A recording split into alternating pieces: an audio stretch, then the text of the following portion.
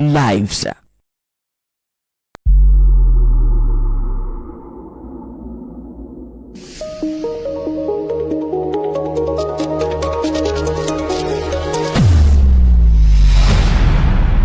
Bethel Clouds TV, empowering lives.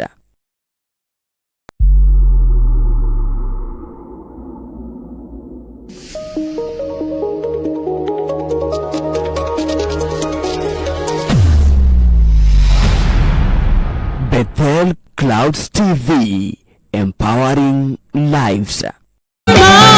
Ananipenda Mwokozi, yeye ni mwema. Yesu ananipenda Mwokozi, yeye ni mwema. Ananipenda Mwokozi, yeye ni mwema. Oh, yeye ni mwema. Yeye ni mwema. Yesu yeye ni mwema. Yeye ni mwema. Baba yeye ni mwema. Yeye ni mwema. Yesu yeye ni mwema. Yeye ni mwema. Oh, anatuponya Mwokozi, yeye ni mwema. Ananipenda Mwokozi, yeye ni mwema. Ananipenda Mwokozi, yeye ni mwema. Oh, yeye ni mwema. Yeye ni mwema. Yesu yeye ni mwema. Yeye ni mwema. Pigia Yesu shangwe na makelele, haleluya.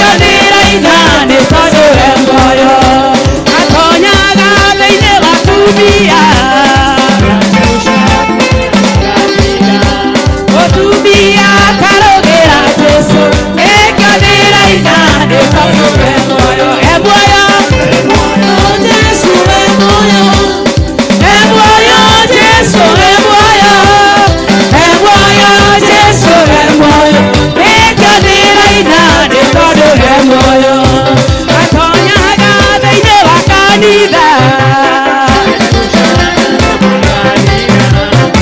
Anida karogera Jesu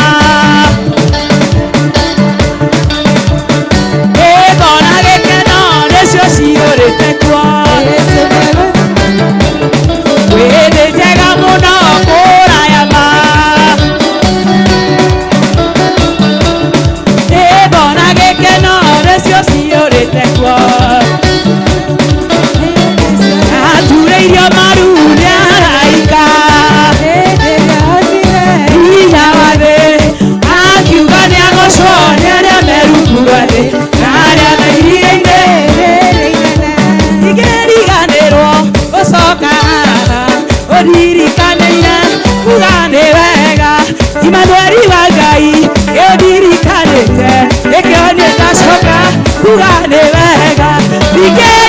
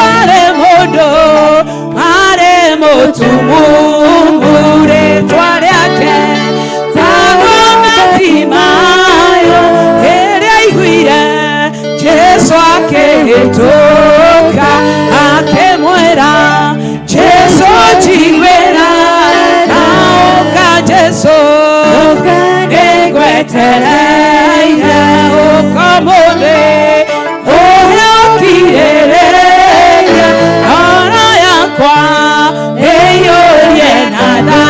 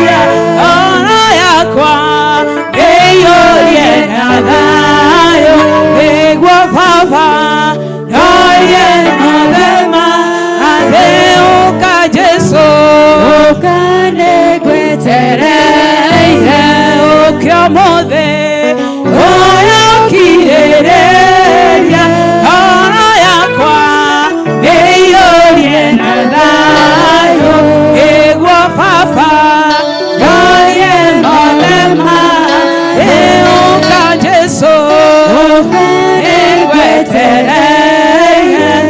ukamuthe oyo kirereye kana yakwa eyo yenanayo egwa fafa noye molemale. Asante, tukushukuru tena. Asante kwa wema wako Baba, tuongoze tena, utubariki na utuwezeshe na utufanikishe. Thank you for this wonderful hour. Use me, Father. I am a vessel to be used by you for the sake of your people. In Jesus' mighty name, somebody say amen. You may be seated. Early in the morning tulikuwa tukisoma, we had a topic that tulikuwa now is about open heaven. I say. Then we had an arrangement that we'll be having the completion of the early morning topic ya kuhusu bingu iliyofunguka, na tukaangalia tukaona, how do you know? The question was how do you know? Watu wa morning, how do you know? How do you know you are operating under an open heaven? Bwana Yesu asifiwe sana. This is what I want us to conclude. Ndio uweze kujua. Unawezaje kujua bigu yako imefunguka? Na unajuaje bigu imefunguka? Maana bigu inaweza funguka, ilifunguka lakini ukakosa kuelewa. Habari yako my friend? Gohopo mode ni okuinuka na thayo. Ndogotoruma. Na ndogotwira maundu moru. Thank you. Gathimo kare ohuraga ri gakunuma gatikoro tiningorogo nako gakoro na ekore na Elizabeth. Ushigo icio ni tikoraga ikoraga Elizabeth. No tige mutugo cio ndikwenda. No igwa ndikaigwe rege.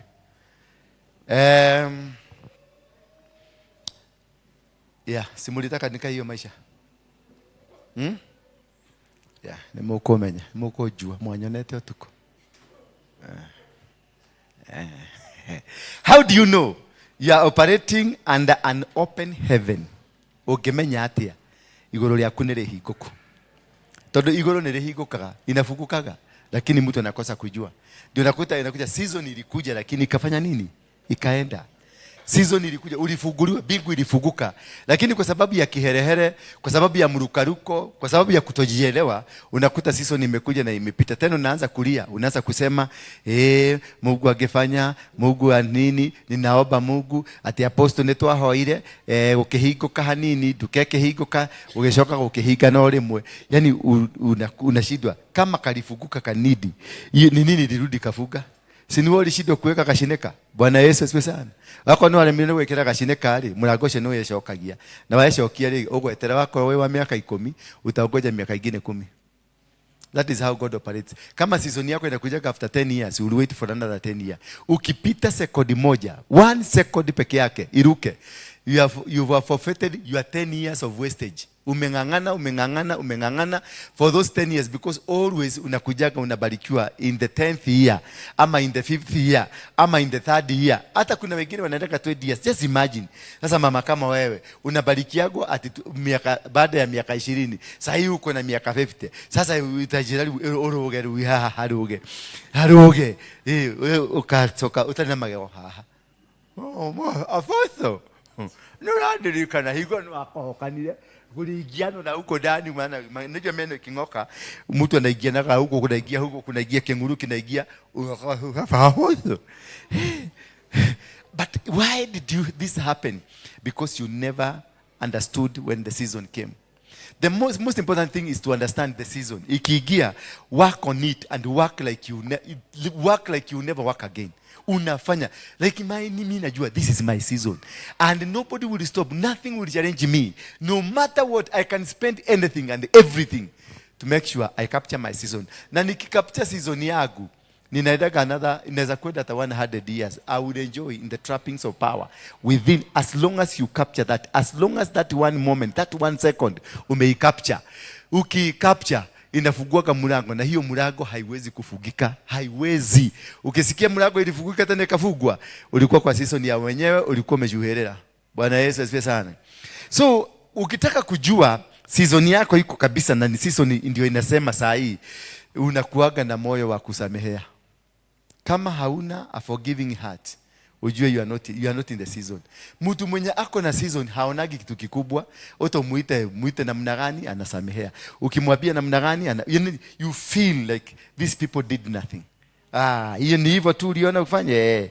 Hiyo achana nayo. Wacha tuendelee na kazi. Ukiona una uwezo wa kusamehea mtu alikufanya kitu very painful, ujue you are in your season. No gekinya tamase kinya ni urashokerera ukariga niye matama kamundu cyo dike murekera ni uri ajekira uri niye mani ndimuonaga kaigwa gutahika tari ndanyitire ngoro ikigwa haha kanwa-ini ni kurakara ndamuona ati mahasira. Yani unakutaka huyo mtu ako na mahasira. Ukiona uko na mahasira, ukikosa kitu kidogo na kuwa na mahasira, ukifanya kidogo na kuwa na mahasira, bas you are not yet, the season is not yet. Sasa ulize mwenzako, marakara maku magutwarithagia ate? Muulize mwenzako, mahasira zako zinakupeleka gaje? Ni wewe, si ulize huyu mama si yako hapa. Kwani mwenzako ni nani? Si ni huyu yako hapa. So unaangalia huko kwa TV badala uangalie muulize, hasira zako unasikiaga zinakupeleka namna gani? Unasikia kama ni unataka kupasuka, una uwezo wa kusamehea, unasikiaga una uwezo wa kusamehea, unasema forgive about that, leave about that thing. If you don't have that heart ya uwezo kuwa na heart, because all of us we have the heart, but that ability to say I forgive you, that ability to forget, that ability to be able to move, if you don't have it, then you are not in your season. Bwana Yesu asifiwe sana.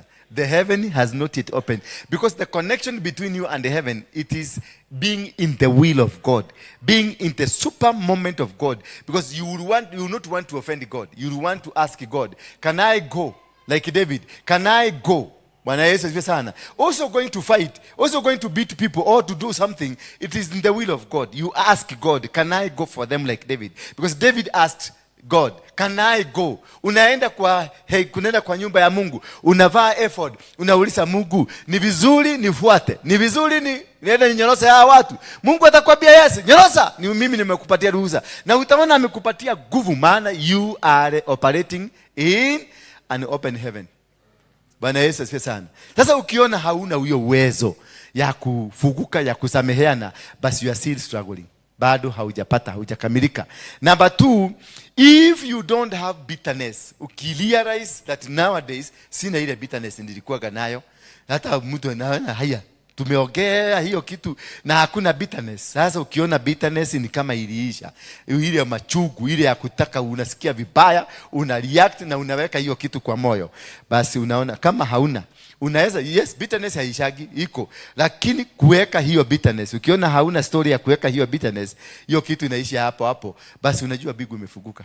You are operating in another spiritual realm, in another dimension, a dimension that nobody can be able to understand. It is a godly dimension, because you don't have anything to keep. Na hauna store, maana roho yako yote imekuwa occupied na nani? Na Mungu. When you discover roho yako yote ni Mungu anakaaga hapo jani, hakuna makasiriko, hakuna nini, hakuna matusi, hakuna mambo mabaya, hakuna kushabulia mtu kwa simu, bas unasikia Mungu, the heaven has opened for you. Bwana Yesu asifiwe sana. And that is what we need, that from today to understand from that. And also number 3, where doors open without struggle. Bwana Yesu asifiwe sana. Unakuta milango yako ina open, inafunguka tu. Ukienda kuuliza kakazi kanafunguka, ukifanya kabiashara kanafunguka, ukifungua huduma kanafunguka, ukienda Jakarta kunajaa watu, ukikuja hapa kunajaa watu. Then that is the time unajua bigu imefunguka. You are operating in an open heaven. Bwana Yesu asifiwe sana. Ukifanya kabiashara kadogo unaona kanakubalika, hakana ka struggle, you don't struggle. You are things, and you are not struggling to do things. You are making things, and just you are saying ukimention tu kitu kanafanyika. Ukienda mahali unakuta ni kama ulikuwa umeogojewa. Ukienda kwa kabuni fulani ni kama ni wewe alikuwa naogojea. It's because you are operating in a supernatural, in a powerful way that causes things to work. Yani ukifika tu, your presence, it is full loaded by the power of God. Milango tu inafunguka. Unaona wangapi wanamshaenda mpaka unakuta ukifika tu hivi unaona mlango imefunguka, mpaka unajua no ahigo la mlango. Unajua watu wengi ambao hawajasoma sana wanasemaga kahuko kwenda majini maana ahigo la mlango. Hii ni hadithi mlango. Ginyadele atigerada unakuta ati alirudi. Hakuenda, alirudi na nyuma. Maana aliona hiyo mlango imefunguka kashida ni nani amefungua mlango na haoni mtu. Na akasema mimi tu niliona hiyo building venye hata imejengwa. Hii ni ya madevo. Kumbe ni mlango imewekwa stima. Ikikuona tu inakusense inafunguka. Ushaikenda hivyo kaona maneno kama hiyo. Mbona akashangaa ni nani amefungua mlango? Naona huyu mama alifanya hivyo wakati akiwa msichana. Alirudi. Mimi kuna siku nilienda hapa Intercontinental nikapatiwa katauro kakupagusa mikono. Mimi kalinisumbua kichwa. Maana nilijaribu nikaangalia nikaona watu kwa sababu ni mimi tu nilipatiwa. Na nilikuwa nimeitisha wings. Sasa nikashindwa nikakukula wings ama nikakufanya nini? Kalinisumbua. Akakuja kwa sababu alishika hivi nikaona nikamoto. Akanipatia nikashika. Sasa niliposhika hivi nikakaa nichungulie venye watu wengine wanafanya. Nikaona hakuna mtu mwingine amepatiwa ni mimi. Alafu sasa nikashindwa nikachukua tu nikajipagusa uso. Maana nikamoto. Alafu nikaenda choo. Siku nilikuwa nimetoka hapa Mukuru kwa Ruben. Sasa nikaenda choo nikaona tissues zimeandikwa Intercontinental. Nilikatakata mingi nikaweka kwa mfuko. Ndio niende nikaonyesha watu wa Mukuru kule nilifanya nini? Kule nilikuwa. Nikachukua toothpick zote zilikuwa zimeandikwa kwa karatasi. Ni my first time kuona toothpick imewekwa kwa karatasi na imeandikwa Intercontinental. Nikaenda nikaona kasukari kamewekwa ndani ya kapakiti kadogo sana hivi kameandikwa Intercontinental na kachubi kameandikwa Intercontinental kadogo hivi. Nilibeba mpaka mfuko yangu ilikuwa imekaa hivi. Ingine imekuwa imekaa hivi. Ndio nilipofika kule Mukuru. Kamoja nilikuwa nauza shilingi 5. Yes. Na walinunua ya Intercontinental. Sukari ya Intercontinental. Chupi iko kwa karatasi na tumesema ile karatasi mkubwa Kenny Salt. Ile kubwa hivi. Kuna vitu unaweza enda ukute Mungu amekufungulia bigu. Lakini hiyo bigu ukose kuielewa ukue mesmerize. Huyo unashindwa kuelewa ni nini. Maana hiyo ni bigu yangu ilifunguka siku hiyo. Lakini nilienda kuuza. Nilikata tissue mrefu nikaiweka hapa hivi ndani kwa suruali hapa nikaificha hapa. Maana mifuko ingine imejaa. Nikitoka huko nilitoka kama kabudani kienda hivi. Nikubeba vitu vya Intercontinental. Niliuza. Kumbe hapo ndio Mungu alinifungulia, akanikubalisha, alinihurumia. Hapo nilihurumiwa nikaona ujinga ni mingi sana. Kutoka siku hiyo nikaanza kuchaguliwa zile community wale wanadili na mambo ya drugs, wanadili na mambo ya vijana, youth community leaders. Nikachaguliwa community leader. Sasa kutoka hapo Intercontinental nilijikuta Serena. Kutoka Serena ndio tulipelekwa hoteli nyingine iko hapa Limuru, ile ya Jega Karume. Inaitwa kwa nani? Inaitwa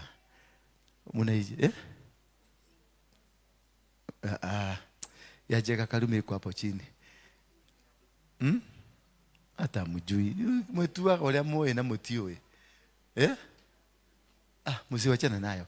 Huko tukapelekwa huko. Na huko ni kuzuri. Alafu huko tuliambiwa tulale. Kitanda umesikia imelipwa 23,000 shillings. Paka karibu ni yani unajua unaona ni kama unaweza kuchota hiyo 23. Uende ulale nayo Mukuru, usitumie yote. Usitumie 23 maana 23,000. Unasikia mtu amelipa kitanda 23 mpaka unashindwa kai. Kando makoro unabe shate. 23. Anapoteza 23 maana kule Mukuru unalalia kama cotton. Hapo nasikia ni kitanda iko ile inaitwa doctors mattress. Ukisikia venye inaenda na inarudi. Pako nasikia kausigisi kingine nililala mpaka nikasikia nilianza kungorotea huko. Bwana Yesu asifiwe sana. That is the heaven will open but you will not be able to detect. Hallelujah. Because there are things that are zimekuweka bondage. Unakuta family altars zimeweka kwenye bondage, Mukuru altars zimeweka yani umaskini, bondage za umaskini. Paka unaona, si niliweka hapa nikanunua chai, nikaletewa nini? Juice. Hapa ndio nilijulia juice kumbe inakuwa pesa mingi. Nilikuwa naona hiyo kama mashini kanazunguka, kanafinya inamwaga maji, kingine kanafinya inamwaga maji, glasi inawekwa hapo inajaa. Sasa nilienda kuuliza ni ya pesa ngapi? Nikaambiwa ni 1,500. Na ni mashugwa ngapi? 3. Sasa nikauliza ule alikwenda kumenunia kotage besha ishi gari. Maana nilifanyia hesabu nikaona ni renti miezi 3. Nikunywe miezi 3 glasi moja. miezi 3, maana kule tunalipa shilingi 500. Na hiyo sasa, hiyo nikajuice. Hujakunywa kingine nikaambia kanaitwa nini? Kanaitwa kaboshino. Sasa kaboshino kikombe nusu ni muhoyo. Bwana Yesu asifiwe. Nike muhoyo kikombe nusu iko chini. Sasa unajaribu mpaka unapulisa ndio uduge kashimu. Ndio kasimu kajituke ndio ufikie ka nini. Kumbe hata hiyo kaboshino, hiyo muhoyo ni ya kukunywa. Sasa hiyo muhoyo nikaambia ni 2500. Kai, niliuma. Hiyo pesa iliniuma. Huyo jamaa akilipa alikuwa anaitwa Moirole. Moirole alikuwa gambubuge wa Gatodo North. Ni Gatodo South ama North, something like that. Alikuwa South. Walikuwa rafiki yangu. Hapa alininunulia hapa cappuccino 2500. Na ni muhoyo. Na nikakombe kale kawe gete waje kama dharau mayanike. Kakombe kale kametoja na hivi. Kale unaweza kusahau, mtu wa mkula anaweza kusahau amesi akifikiria nikamkate. Mpaka nikauliza mheshimiwa, si ungetupatie hiyo pesa tukakule na huko. Aliniambia hiyo ujinga sifanyaki. Kunywa nitakupatia pesa ya kwenda kukula mukuru, maana nilihesabu 2500. Hiyo akile tano rent. Nilikuwa nafanya na rent 5 months. Bado nimekula mutura na bado pesa imebaki. Bwana Yesu asifiwe sana. That is how things opens in you. Unakuta kuna kitu ilifanyika, lakini kwa sababu ya kaujiga kale kamekufuga ka kwenu ama maeneo ile umetoka, hako kaujiga kamekufuga, unakaaga mjiga, unapitwa na season, unaenda. Kuna watu wamebarikiwa hapa tukiwa hapa kwa hii kanisa. Nimeona Mungu amefungua mlango, lakini mlango ilifugika. Maana mlango ikikaa sana bila kupitwa inajifuga. Sasa unaacha ukijiuliza ikagothiaga atia. Sasa hao ndio wanatokaga hapa wakaenda kwa mathia gutoshabia na guko. Makati hana ku gotire nake. Mundu arathi magori taremwe, maikirathimo gigacoka gigathi ku kirathimo ne keva. Si kweva poleti keva poletaga. Ni urimo we na muingi. Bwana Yesu asifiwe sana. Hebu chukulia mwenzako huyo na uko karibu, muangalie uone kama umwangalie kama anakaa ujiga. Unajua kuna watu wamebarikiwa hapa na hawajai kujua kama walibarikiwa. Amekaa tu hapa ameng'edhia because of the lifestyle yake kule ametoka, ile maeneo ametoka, na ile misisi ya kwao, the foundations za familia ndizo zimemfuga. Amefunguliwa na kama ile kuku ya Mluya. Unajua kuku ya Mluya ikibebwa inabebagwa na madhabahu. Mshaijua hivyo? Mluya wote akibeba kuku anaibebaga na madhabahu, anaifekaga hapa alafu anaiangalisha kule anatoka. So kuku ya Mluya yote inabebagwa kama imiangalia nyuma, ndio isijue kule inaenda. Sasa ikifika nyumbani inakuaga confused. Hebu jiulize, could I be confused? Maana tangu siku ile naona nilipoingia Nairobi ni kama kuna kitu ilifunguka, lakini hiyo kitu siionagi. Kama nilikuombea hapa kazi ukaenda ukafungua kazi na ikafunguka, kama umerudi nyuma ujue ni ujinga ya kwenu. Hakuna maombi inaobaga hapa na uende tena hiyo mlango ijifuge. Maombi ikifungua imefungua. God has done it. Kama amefungua mlango ni muhinguku. Ndogoke harege kugate apostle neto hawaire na twahoya ne kwahingukire no ndacokire kuria gutina hinguka wega gutire no ne ngoma cia kwanyu, ngoma cia matura, mashaitani ya kwenu ndiye imekurudisha. Ulifunguliwa na hata uko free. Ukienda tu hiyo mlango utakuta tu inakubali, itakutii, inafunguka. Ukienda kwa hiyo biashara utakuta inakutii. Maana already kuna command kutoka biguni, huyo mtu vitu zake ziachiliwe. Lakini kwa sababu ya ujiga na kukaa kama kuku ya Mluya, sasa badala uende utarudi kinyuma kama kuku ya Mluya, ukirudi kwa walu ya kule nyumbani. Bwana Yesu asifiwe sana. So bujialise masi hii ni wahoyeirwo na maundu maku makihinguka no hianago kwa ya Mluya. Uturaga wetereire murango hingukire, murango ni wahingukire. Githe ni murango wa gicicio. Tatu naonaga watu akigisia hata umeshahinguka hii murango. Hii murango ya kwangu. Mtu anaingia ndani unamfungulia, aliona venye aliingilia padile, lakini sasa anakuja mkimalizana naye unasikia murango kakang amegoga na kichwa. Kwa sababu haoni. Ni kwa nini? Murango imefunguliwa lakini haoni. Hata Grace ashaigogwa na murango hapa. Na alijua agereire mwena uri ongi riu agoku kungi agerera kuoneke tondu ndarona murango ni muhingure no ndureka atia. Mungu alishakufungulia maisha yako lakini bado hauoni, because kuna kitu bado kimekukamata. Kuna anga yako imekamatwa, kuna njia zako zimekamatwa. That is why you are always struggling yet you are free. Nisho shikosi subwa goko, nisho shiratugia goko tondu murango ni wahingure no aturite ugo tondu ndararirio murango ikifunguka hauongeresha gwi tena. Bwana Yesu asifiwe sana. mlango ikifunguka. Maana ulikuwa unaongeleshwa ukiambiwa mlango imefunguka. So wale walikuambia walienda kwa the next person. Wewe utikako haugekatia ukiareria. Sasa wewe unaonaga watu wakienda utabaki wapi peke yako ukisema ni ana kanitha no ne anogirie. Ni todo wekelimu. Milango yake hiko kile. Lakini hautaki kujua. Maana ukikuja hapa busy na mushene, busy na muhahe, busy kuduga watu vikisu, busy ukifanya vitu vingine instead of concentrating, because this is a matter of concentrating. Una concentrate. Ulikuja ukaambia Jehova fungua mlango, akisema yes me. Sasa wewe kaa mahali, kaa kado. Wacha mambo mingi sasa. Ukisikia Mungu amekusikiliza na usikia in the spiritual atmosphere, kuna kitu unasikia, kuna kiwepo fulani kimetendeka, wacha maombi. Usiendelea maombi mengine. Tafuta kasturu, enda kule kwa kona. Weka simu kwa mfuko na uzime, sikiliza Mungu venye anasema. He will tell you, he will guide you. Atakwambia enda kwa hiyo kona ya Equity hapo, utiteremka kuna mama ataagusha kibeti hapo. Uchukue kuna pesa ndani na usimuitie. Bwana Yesu asifiwe sana. Yes, you have now. Not every time that you pray. No. Pray 2 hours. 10 hours, sit down, listen, hear from God. Sikiliza venye Mungu anakuambia. Na hapo ndio watu wengi wamekosea kutokuelewa. Wanakaa kama Pauline. Pauline anaomba kutoka asubuhi mpaka jioni. Na usiku anaomba. The following day anakuambia mimi sijasikia sauti ya Mungu. Utasikiaje sauti ya Mungu na ulikuwa ukiomba? Na wako maombi ya Pauline nao ni ile nyingine. Riaka poroborosete baba. Riaka ndara baba una kutoka asubuhi. Sasa hata hujui kama unaongea na Mungu ama unaongea na mashetani ya kwenu. Bwana Yesu asifiwe sana. Speak to God politely. God is not, si mtu wa kuharasiwa. Ongelesha naye, muongee tu maombi mzuri tu, ongea naye baba nakupenda. Unaongea tu pole. Alafu tafuta kiti. 2 hours imetosha kuomba. Tafuta kiti, enda kaa chini. Chukua kalamu na karatasi. Utasikia akikwambia na unaandika. Akikwambia na unaandika. Si usidage hata mimi ati kuma turajirie mahoya thaa 2 cia rucine. Turathire nani stop kinya thaa 11 cia hwaini. Ugocoka uiguireko. Utasikia Mungu wapi? Utamsikiliza wapi? Atakuongelesha aje? Take your time. Take more time listening to him. Just he knows. The Bible says he knows. Before even you open your mouth, he knows.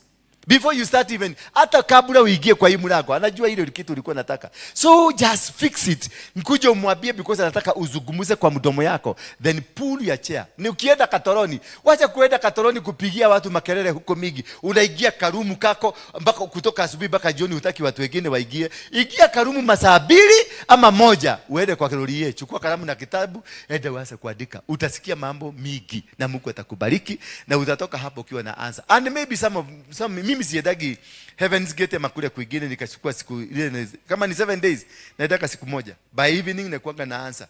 Na sasa nasema hii nyumba na mtu mwingine akikuja siakuja lale. Maana I've been answered. What am I doing here? Toka uende. Wacha kukate daugete kukukera diko Mungu aje sia gwikate. Ngai agecokia macokio. Amejibu. Toka uende ukaimplement hiyo kitu. Ifanya nini? Wacha kukaa huko 21 days. Unakaa kama nani? Danieli alijibiwa the first day. Lakini kwa sababu ya kiherehere na kelele alikaa 21 days. Alikuja kuambiwa 21 day. Mizigo yako ilikuja the very first day uliomba. Baka wakati tumezunguka huko, unajua Gabrieli ni wakuleta mzigo. Alipokuwa akizunguka huko akitafuta Danieli, anakuta Danieli ni kugabaraga bakuria. Rĩu etereire alikie kugamba nigetha muikurukerie murigo. Danieli aratika kugamba no kugabaraga.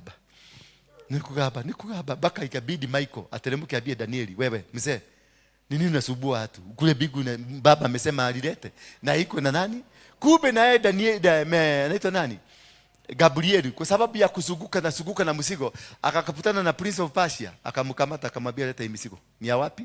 Umelipia ushuru ama hujalipia ushuru? Sasa walianza kungangana na Prince of Persia. Ndio nani naitwa Mikaeli akateremka akakuja kurescue.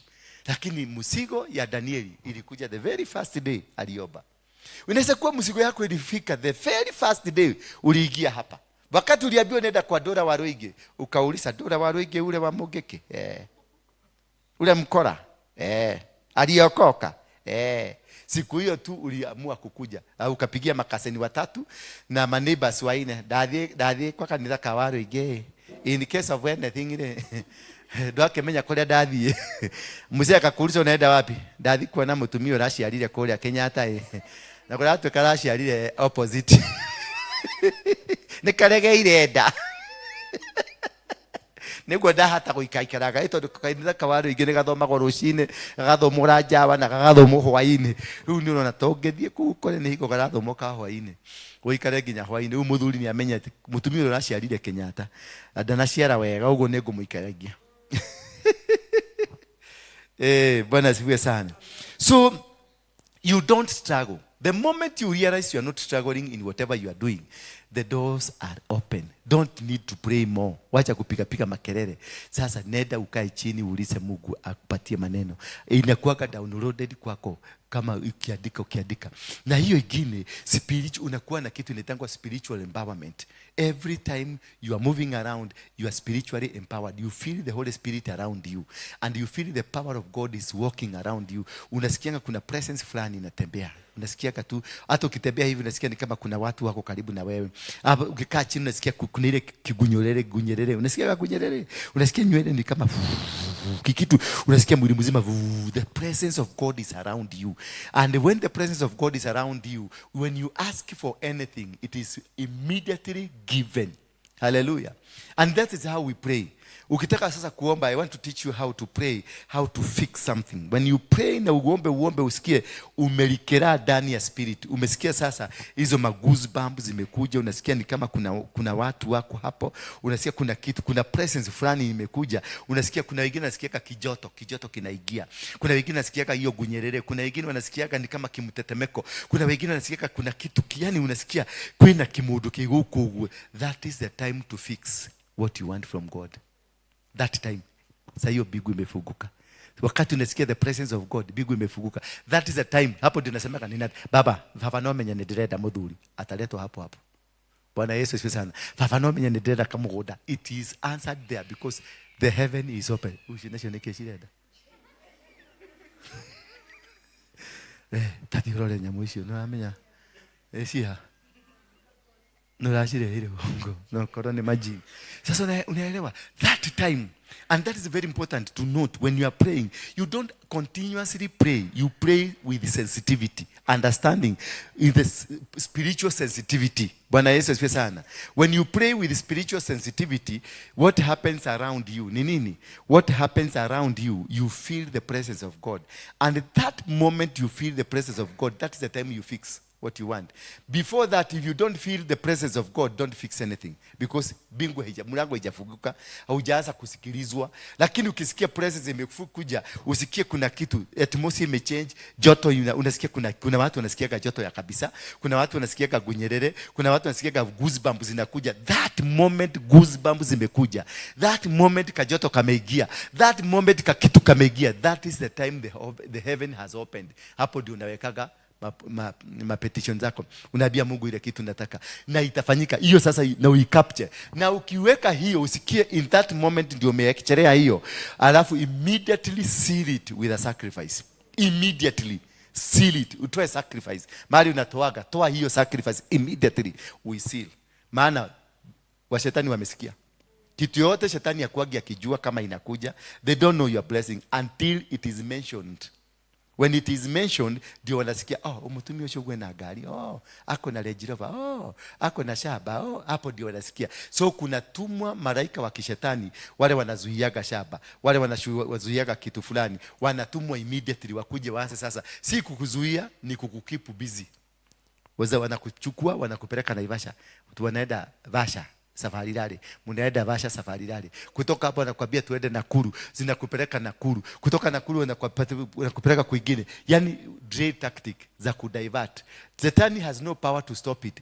What he has the power is to divert you from the process of God, to divert you from the presence of God, to divert you from when God has planned to give you. Wakijua unaenda kubarikiwa kesho, watakuletea kitu tu kakudivert, utoke uende mahali fulani. By the time ukirudi unakuta haya already umine no gomora thimiro kai leo male ugweka atia ishaenda. Sasa wewe kama ni wakongojea miaka 5, utaongoja miaka 5. Hiyo ndio tactic ya shetani. Na ndio nawaulisaga kaeni, tulieni tu. Kama hapa ulitumwa, unajua ulitumwa hapa na Mungu. Kwa ruigi lazima ni Mungu alikutuma, si kujilete, maana maswali ni mingi. ya kujiuliza niende nisiende, aliokoka ama hajaokoka. No, uliomwe kwaga guthie nduithio maundu ta macio. Hiyo tu challenge mlikuwa nayo twingi, lakini ukiona ulifaulu kuingia ile mlango, ni Mungu alikulazimisha enda. Niko na baraka yako hapo. Bwana Yesu asifiwe sana. Na ukiona umeingia hapa, tulia. Ukiona ulifaulu kuingia licha ya kukakileti kuangalia hizo maneno yote, tulia. No, ukurathimiro, lazima utabarikiwa ukiwa hapa. Bwana Yesu asifiwe sana. Lakini ukikuja hapa masikio moja iko nje na masikio moja iko ndani, I'm telling you utapata shida sana. Hapa hakuna hiyo baraka ya mtu wa kutaganelia. Utapasuka kama hiti. Utapasuka. So tulia, maana ni Mungu na alikutuma hapa with a reason. Na alikutuma hapa ukuje utulie, because na usikuje nikuombea leo alafu kesho waanze kuniambia apostle, neturake hoire no ndĩrona ũndũ wĩkĩkĩte. Wewe tinijĩkaga nĩ ngũhoere mũrango waku ũhingũke. Wahingũka Ngai nĩwe ũĩ nĩ rĩa akarehe kamũrigo kau. Mungu ndiye anajua. Inaweza kuwa italetwa, nimekufungulia saizi tuko Julai, kumbe kamsigo kako kanakuja Disemba. Sasa hapo uweze kunisubua na tusimu, ndĩrona ũndũ wĩkĩkĩte kuoguo urenda njĩke atĩa? Njũke atake utaragiũkaga tũhoe ngeke, turoka tũhoe twĩre Ngai eke atĩa? Yes, so wait for him. We told him. Na kwa sababu mimi ni servant yake tulimwambia. Na kama tulimwambia amini hivyo tulimwambia kutatimia. So tulia, chukua kifagio anza kuoza kanisa ukigojea hiyo miracle ifanyike. Bwana Yesu asifiwe sana. So you find the spiritual empowerment is all over. Everything is working for you. And the favor, unakuta kuna favor. Unakuta kila kitu inafanyika into the direction of your will. Yani baka unasikia watu wanakukujia. Yani unakuta watu wamepewa pesa, wanauza. Na yule mama alikuwa amevaa koti ya imekaa hivi. Amepata pesa yake. Unasikia watu wa Kikuyu wakiuliza kama huyo mama amepata pesa yake. Because the favor in you, the spiritual power in you will cause them not to sleep until they find you. Bwana Yesu asifiwe sana. The people who try to rise up against you, they will not be able to hurt you. Hawawezi kukushida, because you are operating the spiritual empowerment around you. The Spirit of God, the Holy Spirit, anatembea na wewe, anazunguka na wewe, anaenda kila mahali na wewe, because the empower, you are fully empowered. You are fully loaded. You got the power. That is when you know that the heaven are opened. And number 5, you get a financial breakthrough. Hata kama si pesa mingi, lakini there is a financial breakthrough. Unakuta mtu tu anakutumia urekere gwakora nwaikerio ngirigerere mundu nwaikerio magana matano. Unajua wetu wengine tunajuaga financial breakthrough ni milioni 1, milioni 5 kwenda juu, 1,100, 1,200. Hata mtu kukutumia 100, it is a financial breakthrough. Na hamkuwa mmeagana, hamkuwa mmekubaliana. Unaona tu mtu anaweka tata, unasikia amekutumia, anakuambia nimezungumziwa na Mungu. Kama leo kuna mtu amezungumziwa na Mungu akanirushia kitu, nimesikia vizuri. Na sika kitu kabaya, nika kitu kazuri. Pako naona kweli kaga hiyo ni yako edete. Mwathani agocwo ati he mundu wa hutio kuri ari aikarite atugugio tatari na hakiri guikiria kanyamu mutioine no ni Ngai wa mugia. That is when you know you are operating on a spiritual on an open heaven. Your heavens has opened. Na huyo mtu mwenye nakutumia aki operate within your heaven, my heaven will locate that person and open her heaven. Hallelujah. Yangu itamfugulishia yake, maana amesikia kutoka kwa yake lakini imefugwa. Sasa hii yangu inamfugulishia yake kwa sababu amekubali wito, amekubali kusikia, amekubali kuobey. The key factor here is accepting, kusikia na kukubali kuobey. The moment you agree, venye ulitumwa ukakuja hapa na ukatumwa. Unajua kuna wengine walitumwa wakuje kufagia tu hapa. Unajua hivyo? Kuna watu walitumwa wakujage kufagia tu. Yeye anafagia katu. Mnaonaga tu anafagia, yeye ndete kuthabia nyumba. Tikwende ndete kuthabia nyumba. Ni kuigwa iguaga kero. Kuna mama mwingine hapa anapenda kupika chakula na tuletea. Ni kusikia nasikiaga. Maana hapo ndio kifunguo yake iko. Bwana Yesu asifiwe sana. Haleluya. Kuna mama mwingine anapenda kuleta tu matunda hapa. Maana hiyo ndio aliitiwa hapo. Hiyo. Na ukiobey kwenye hiyo ka stretch, Hiyo ka stretch ambayo Mungu alikuitia na unasikia unakatimiza from your heart, not from wanting to be known. Kwa sababu kuna wengine wameambiwa wafanye hivyo lakini anataka ujue alifanya. Bwana Yesu asifiwe sana. Wacha ukuulizagwe nani aliekelea hiyo milioni moja hapo? Nani alileta hiyo milioni moja? Nani alileta hiyo chakula? Nani alileta hiyo sukari? Tuache tukiulizana ni nani. That is the secret of advancing into the spiritual empowerment in an open heaven. Kutotaka kujulikana, usitake hata bahasha, wacha kuandika jina yako. Wacha hata kuandika the amount. Wacha hata kuandika anything. Wewe weka ile kitu mnaweka, wekelea hapa na usitake wakuone ukiwekelea, wewe eda. That is the secret of understanding the mysteries of heaven. Because when you want the pastor to know you, there is an advancement. Kuna kitu unataka kijulikane. Kuna kitu ndio watu wakujue wewe ni supporter kanida. Ndio upatiwe kiti ya mbele, ndio upatiwe first priority, ndio upatiwe kila kitu, yani the first things. No, do never seek the priority in a church. Seek the priority in heaven, in secret places. And God, no, you will go to God in secret places, but God will answer you in open places. Bwana Yesu asifiwe sana. God will open your doors in open places and things will just work. Things will work for you because you did not want people to know what you've done. You only wanted to agree with your God. What you told me to do, I have done it. So, job ni kwako. Bwana Yesu asifiwe sana. Lakini kwa sababu kwa wengine mnataka kuonekana, mnataka hiyo ka respect. Ile ka respect ka kusemekana wewe unatoaga ile chakula mzuri kanisani. So na wewe upatiwe heshima yako. Ni vizuri kupatiwa heshima, lakini heshima hiyo achana nayo. Hiyo ya kupatiwa na watu wachana nayo because inakujaka automatically. Na ndio namba 6 ya kusema ati you find yourself when the heavens have opened for you, you find yourself respected. Unakuta watu wanakuheshimu tu. Ukipita njiani unakuta watu wanakuita apostle. Ukienda mahali fulani unasikia apostle. Ukienda mahali mpaka watoto wako unasikia wanakuita apostle. Hawakuiti baba tena, wanakuita apostle, can I talk to you? Apostle naweza kukuongelesha.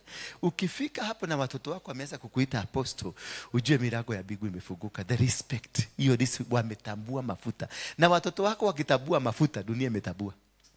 Maana watoto watabuagi mafuta. Wanakujua yeye ni mama na wanakujua yeye ni baba. Na wataenda na hapo nyuma wavute bagi na wakuje wakuangalie tu jicho anachomoa yote anakuangalia tu hivi. Aone hapo uaposto wako una nguvu gani, kama anaweza kudetect ama huwezi kudetect. Bwana Yesu asifiwe sana. Ukifika wakati huo, uende mpaka bibi yako anakuita apostle. Bas, uko sawa. Hello, nikigirage wote kia. Usikie bibi yako anakuita apostle. Ama my Lord. Hallelujah. Oh my saka. Oh. Unasikia mpaka moyo wangu. My Lord. Hallelujah. Sara ni mke aliyekuwa amebarikiwa. Alikuwa anatambua bwana yake kama nini? My Lord. Hallelujah. Alimtambua kama mtu aliyemwagiliwa mafuta.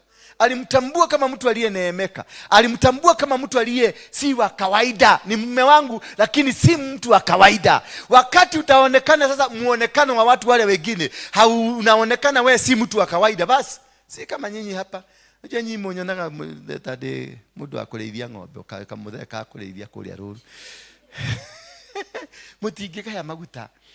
Bwana Yesu asifiwe sana. The moment you see what is in me, the moment you see the anointing I'm carrying, wachana na apostle, wachana na Dora, wachana na Mogeke, na wachana na hiyo vitu vingine, wachana na Toro Dark Hadisam, wachana na hizo. See what is in me. God will open up your doors. Because I am a key, mimi mwenyewe. Wewe mami, wede oge macho urudi.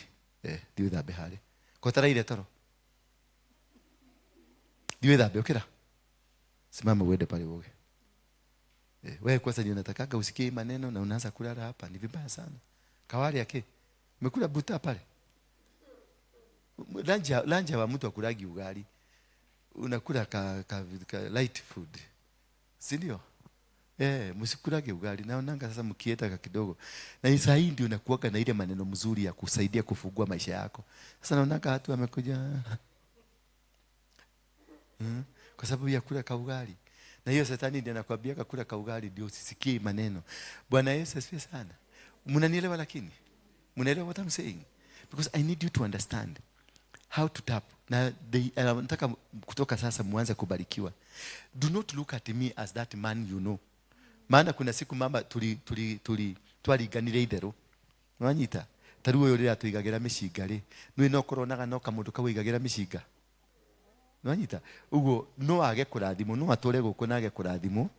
Nwanyita ni ahete gitio ni anyendete tondu tumite kuraihu no tondu ndari atambura maguta atamburite wici. Nwanyita atamburite viunduki. Nwanyita gutire higwa karathimo ni kiria nguite.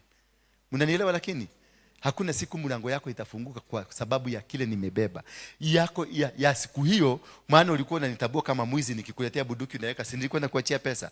Sasa hata saa hii labda unakuaga hapa ukiona kama kuna kitu naweza kukupatia. Usipoona that different person, usipoona that anointed man, you will never receive what I'm carrying, because I am a portal. Mimi mwenyewe I am a portal. Being a portal is man, I am a gate. I can open gates for you. And if you can't see me in the spiritual mirror, I will not be able, and the portal that is in me, the gate that is in me, it will never open the door for you. That's the secret. Hiyo ndio secret. Kutoniona kama mlango, kutoniona kama baraka, kutoniona kama mtu ambaye ako na kifunguo. Wewe unaonanga mase uliatoa huragara udi na wewe uko na no muduria, you will never see the blessings I'm carrying. Because you have not connected. Until you connect with me spiritually, until we connect the position I'm carrying today, you will never see any blessing. Tutatembea na wewe miaka yote ukiniheshimu kwa sababu ya the past. Tutatembea na wewe ukiniheshimu kwa sababu ya jina. Tutatembea na wewe ukiniheshimu kwa sababu ya whatever we did. But until you are able to identify the new connection, this new connection will not impact your life. Bwana Yesu asifiwe sana. That is the moment you know. Na ukiwacha kunionaga kama mama mwingine hapa Australia, kalikuwa kasichana kadogo, kalikuwa kanikuta, nilikuwa nauza mahindi ya kuchoma, lakini nilikuwa na AK hapo chini. Sasa nikaenda kutoa gunia, nikakatie hii mahindi, nikaekea hivi, nikainua gunia. Nilipoinua gunia kakaona AK, kakapiga duru, kakaenda. Bwana Yesu asifiwe sana. So wakati kalienda kakipiga. Sasa kutoka siku hiyo ajai niona utafauti. Anaonanga kile kimutu kilikuwa kimeweka AK, lakini kilikuwa kinauza mahindi. Sasa unaona? Sasa connection yangu na yeye, ninaweza kuwa na hubiri vizuri, anapenda mahubiri yangu, lakini bado hatuja connect. Kwa sababu kwa akili yake anaona ile AK.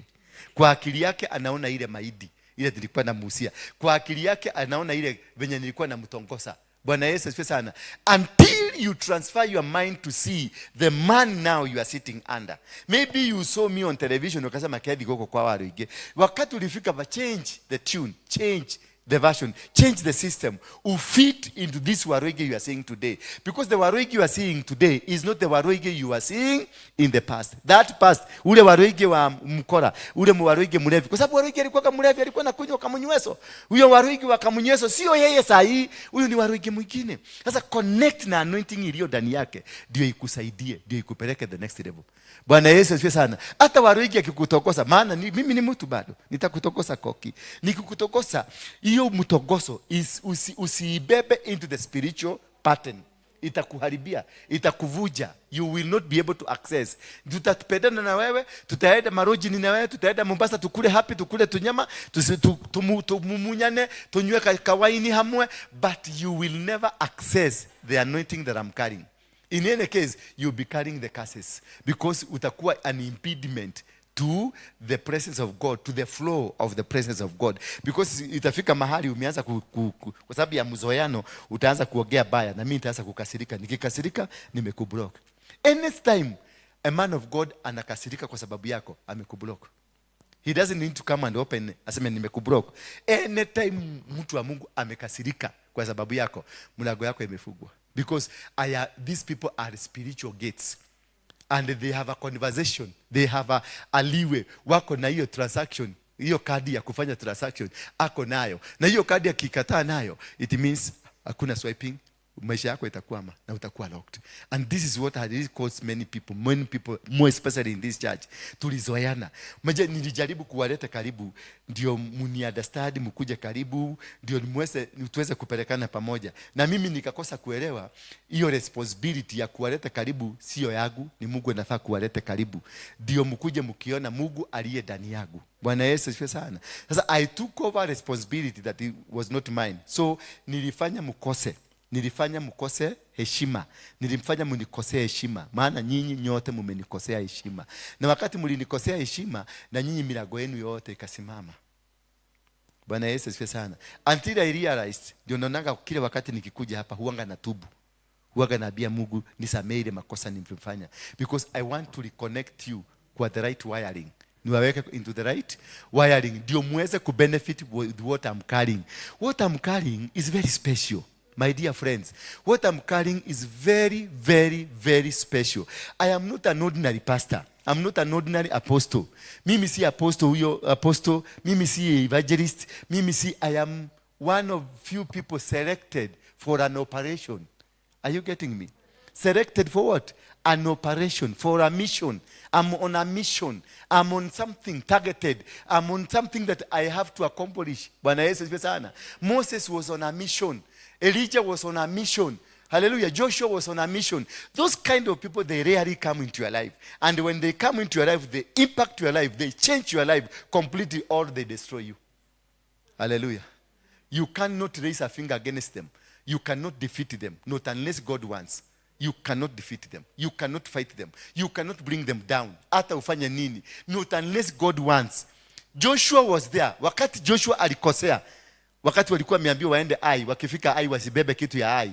Wakaenda kijana wa familia moja hapo wakachukua kakitu. Walipoenda vita walishindwa. God allowed that to happen. But since then, every time Joshua decided tunaenda Kayole, alishinda. Tunaenda Somalia, alishinda. Tunaenda because God had planned. Mungu anakuanga amekupangia. You see, remember in Gibeon, God told Joshua to go and put two armies, one in front and one behind. Akamupagia. Hawa waende wazunguke kule nyuma na hawa wakuje mbele wa confront. Hawa wakifika wakileta jeshi wa confront hii jeshi, wakifika katikati watoroke wajifanye wamesikia huo waoga. Ndio wa draw out the army from the city. Wakakibia. This was the plan of God, not the plan of Joshua. The plan of God. He planned how to do the war. He planned how to do these things. So wakatoroka. Walipotoroka wakifika Githurai na hii jeshi ingine kuwafukuza kufika Githurai. Wale waliokuwa wameambiwa wajifiche na huko wakaingia city wakachoma. Hawa kugeuka wanaona city na waka moto. Wakurudi hapa na hawa wengine wakateremuka wale na hawa wengine wakakuja wakahevanelia wakawachijia wote hapo. Na ni plani ya Mungu, si plani ya Joshua, si plani ya army. Si army walipaga, ni Mungu alimpagia. Because these kind of guys are on a special mission. They are chosen people for a dedicated purpose. And in this dedicated purpose, it has to be fulfilled whether you like it or not. And they can't die. Hata ukifanya nini, they can't die. Not unless the mission imefika mwisho. Bwana Yesu asifiwe sana. Wakati mission ya Musa ilifika mwisho, Mungu mwenyewe ndiye alichija mtu. Na akaua, na akaenda kwa Joshua. Akaambia Joshua, your boss has died. Sasa wewe amuka. I've been keeping you for this day. Sasa amuka. Na uende uchukue watu wangu, uwapeleke kwenye ile land I promised their fathers. Bwana Yesu asifiwe sana. So be cautious. Be cautious. Wale watu wanachezewago ni mapasta na walimu. How do you mnachezeaga na mafadha? You can go and joke around with them because they are your teachers. Wakukulea, wakukufuga vizuri, unakaa mzuri na wakukubebeleza, wakukuita baby, ndio uweze kuingia. Hapa hakuna mtu atakuita baby, hapa utapigwa mateke na utapigwa masilabu na Mungu aendelee kuitwa Mungu. Bwana Yesu asifiwe sana. Na Ngai napenda wetu atia. Napenda na wetu Ngai. Na Ngai atole ale Ngai. Joshua alichija maruto 5. Na bado akafanya nini? Akaendelea kuitwa Mungu. Bwana Yesu asifiwe sana. Ebu remember, you remember David. Si unajua David wa Biblia? David alienda kwa Saul, akasema nataka kuoa mtoto wa Saul. Mtoto wa Saul alikuwa anaitwa nani? Maika. Akasema nataka kuoa. Kama udoro huo karagitag. Mtu mchafu kama dora wa Ruige amekaa tu hapo. Anaenda kwa mfalme Ruto anasema nataka Sharin. Ruto anamwambia sasa kama unataka Sharin, naenda huko town. Uniletee sehemu nyeti 100 za wanaume. Yes. Daudi alimwambiaje? 100. 100 tu. So already Saul alijua hakatarudi. Saul alijua. Lakini this is a man on a mission. A man on a mission, you can never defeat them. They will get what they want. No matter how bad it looks, they will get it, and still God atamwambia, this is a man after my heart. Alienda akakuja na 100 ngapi? Alikuja na 200 akaekelea hapo. Saul ilibidi apatiane mtu. Akaona huyo dari yako na hege idano. Sasa aliimagine hawa 200 wako wapi? Hawa 200 aya nenya meku. What is happening with them? Bwana Yesu asifiwe sana. These are people you cannot be able to defeat. They are people you cannot be able to touch on them. And you see, even David could not be able to touch Saul because Saul was a chosen one. And when he found Saul amelala chini, ilibidi tu akate kanguo ndio aende. So Saul akikuja kuangalia akaenda kuleta nyafu nyevu, akamwambia cheki, hii ni ya nani? Si hiyo ni yako. Ningekumaliza. Lakini kwa sababu tuko na the same anointing, because Saul and David, they were operating in the same anointing, and nobody can touch another anointing that is of the same value. Bwana Yesu asifiwe sana. So when you are here, just for the sake of you, not for the sake of me. Mimi niko sawa, mimi nitaendelea tu, hata mkiniambia nini, mkisema nini, mkifanya nini, mimi nitaendelea. Si mmeniaccuse na kila kitu. Mliniaccuse na usharati, mkaniaccuse na unini, mkaniaccuse na nini, si bado nasimama. Si bado naendelea. Huyo Mungu bado ananitumia. Sasa simujiulize ni kwa nini Mungu akusikiagi. Wakati unaenda kusema, "Hey papa, tunafuga." Hata kuna wengine walikuwa wamenifuga. Kai, atumia megoko. Walikuwa wamefuga mashini. Walifuga, walienda 7 days kwehiga. Akaeka roko. Niliwafundisha hapa, na ni mafundisho mimi ndio nilifundisha. Sara na Abraham. Sara wakati alienda, Mungu aliprotect nani? Sara. Wakati ni Abimeleku. Ni Abimeleku mani nani? Akachukua bibi ya nani? Abraham. Kufika huko, mzee akaekwa roko. Kajaribu na eko roko. Anaenda kwa neighbor, roko inatolewa. Akirudi hapa akaekwa roko. Bwana Yesu asifiwe sana. Acho ni maraka, ni maadhi to, ni maigwa kihujio kiugitira mateithia. Gitira mateithia. Bwana Yesu asifiwe sana. Alipofanya hivyo yote, wao jamaa walijaribu to get into her. They were not able, because these were operating under an operation, under season, and a plan of God. Praise be the name of God. These were people that you cannot be able to touch. You cannot be able to touch their people, their children, their property, their systems. You cannot be able to touch on them. Bwana Yesu asifiwe sana, because they are protected. They are spiritually protected by angels. Na sio angel peke yake, mpaka makerubi na maserufi. They are in there. Their powers, dominions zote, they are protected by every system. Every gekudi ile wakati itakuwa independent, wanasema gekudi yake. Independent people? Gekudi kia? Watu independent hapa? Hakuna? Gekudi kia matuine. Yes, wakiomba unasikiaga wakisoba wakisema sana, ona gekudi yake kia matuine. Gekudi kia matuine ni araika na makerufi na maserufi na dominion na power. Icio ciothe ciĩ hamwe, kiu nikio gĩtagwo gĩkundi kĩa matu-inĩ na system ciothe cia matu-inĩ nĩcio wonaga independent metaga gĩkundi gĩothe kĩa matu-inĩ gĩũke gĩtũrũĩrĩre. Bwana Yesu asifiwe sana. So you find you command a respect, because that's when your doors have opened, there is a respect, a kind of a respect that you receive that was not being received there previously. Bwana Yesu asifiwe sana. And in number 7, you find favor. Hallelujah. You find favor. Unapata kifeva kinakufuata tu. Unaona watu tu wanakupenda. Unaona watu tu wanakufuata. Biashara zinakufuata tu. Unakuta mtu namwambia kuna biashara hapa nataka tufanye, unaweza kunisaidia na 2,000,000. Unaona mtu anakuambia nipatie namba yako ya account. Hataki mpaka muadikiane. Unasikia tu anakuambia doke domeni account yako. Unaona tu pesa the following day anakuambia tadhiorora account. Kuangalia kwa sababu unamwambia atanididia akoro account. Ndoragera thimu-inĩ ona ene cioka nĩ cioka, na hakuna maandishi mumeandikiana. Lakini wakati hauna favor utakuta hata 100 ya fare. Unajaribu hata kuitisha makazeni, maanko na maboyfriend wa zamani, mpaka unajaribu kupembeleza boyfriend wa zamani. Unamwambia babe, nimekumisi sana. ndio upate kamia. You find no favor completely. Unajaribu hata kutumiwa, inatumiwa kwa neighbor, inaenda kwa mtu mwingine, unaona amemiss namba moja. Why? Because there is no favor operating in you. That is when you know the doors are closed or the doors are opened. When the favor is around you, the doors are open and things are working for you. Bwana Yesu asifiwe sana. And in the next one is you have the understanding of the heart of God. You get the understanding of the heart of God. Unajuaga kweli niki Ngai arenda kahinda-ini gaka. Mungu anataka kwa wakati huu, what does God want? Bwana Yesu asifiwe sana. Because you can be with me, you can be with God, but you fail to understand what does God want. Mungu anataka ufanye kazi gani? Mungu anataka ukue wapi kwa sasa? Mungu anataka uende wapi kwa sasa? You understand the heart of God. What is the preferences of God? What does he want to do? What kind of a business? Unaweza kuwa yes, you are a good business person, na unatoka hapo unaenda Zimbabwe, but God did not want you to go to Zimbabwe. Alitaka uende South Sudan. Bwana Yesu asifiwe sana. Ama hakuwa anataka muende mfuge. Unajua hata kufuga is God guided. Fasting is God guided. And God wants you to go for 3 days. Nyinyi mnapaga yenu ya 7 days. It will not work. Mutafast for nothing. Mutaenda dry for nothing.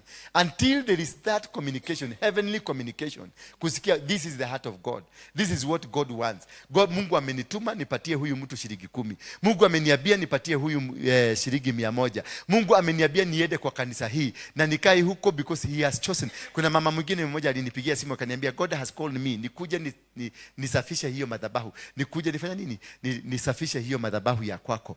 Sasa yeye alifikiria atakuja chukue do na mashini aanze kuosha hapa. Si hapa. Mimi nikamwambia si hapa. Ni ukuje unisaidie kujenga tuinue madhabahu.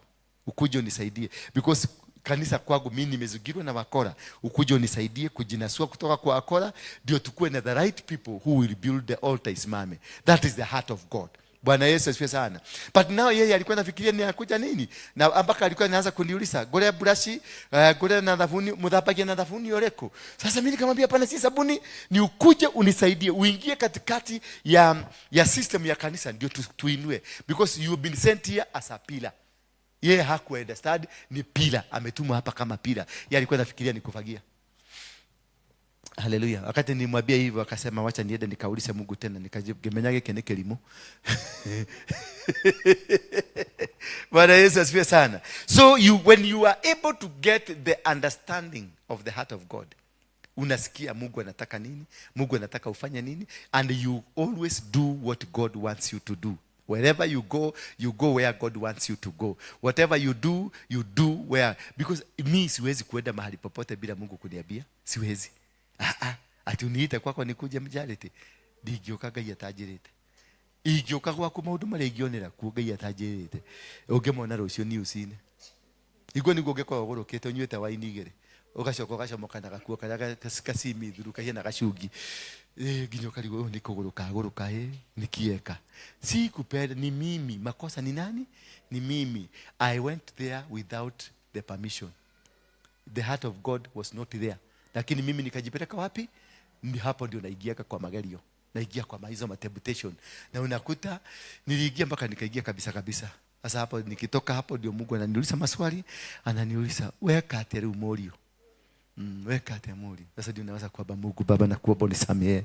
Rimasheterererebosayara. Sasa hiyo time unaenda kuomba Mungu akusamehe. Ingekuwa time ya kufanya kazi ya Mungu. Sasa umepoteza a lot of time, a lot of energy doing wrong things in the wrong time. And also namba hiyo ingine, it is becoming, when you find yourself you've become obedient just by, unajikuta tu umekuwa obedient. Haujasukumiliwa, haujafosiwa, lakini you become obedient. Hivyo tu. Hello. You know that your heaven is open. Unasikiaga obedient, unaambiwa kesho tunakuja hapa kufagia, unakuja.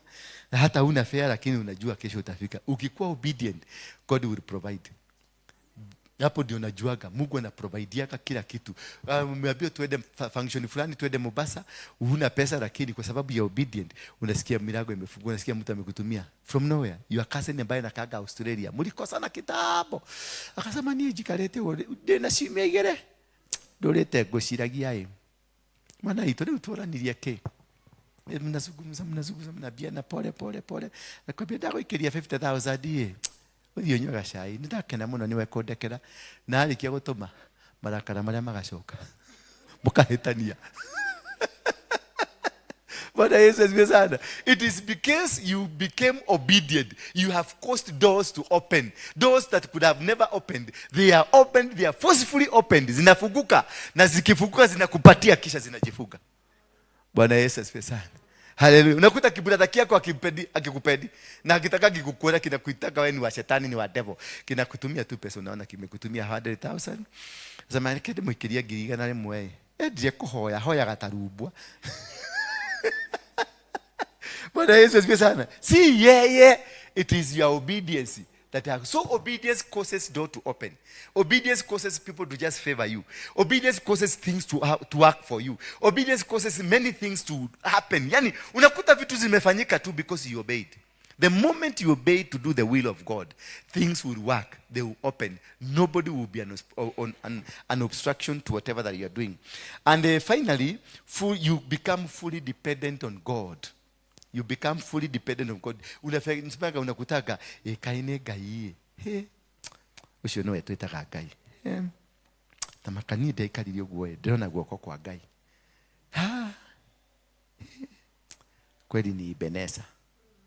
Jehovah, you are Jehovah Jireh. You find anything that you are doing, then you fully depend on God. The moment you stop using your brain, the moment you stop using your systems, the moment you stop using your networks and depend on God, things will work for you easily and you will not be able to struggle. Why? Because the heaven has opened. That is the time when you find umeanza kufanya vitu kudepend na Mungu. You are not forcing anything. It's because the heavens are open. You are no longer struggling. You are no longer pushing for anything. You are no longer standing for anything. You are no longer doing anything. You are just there. Things are working.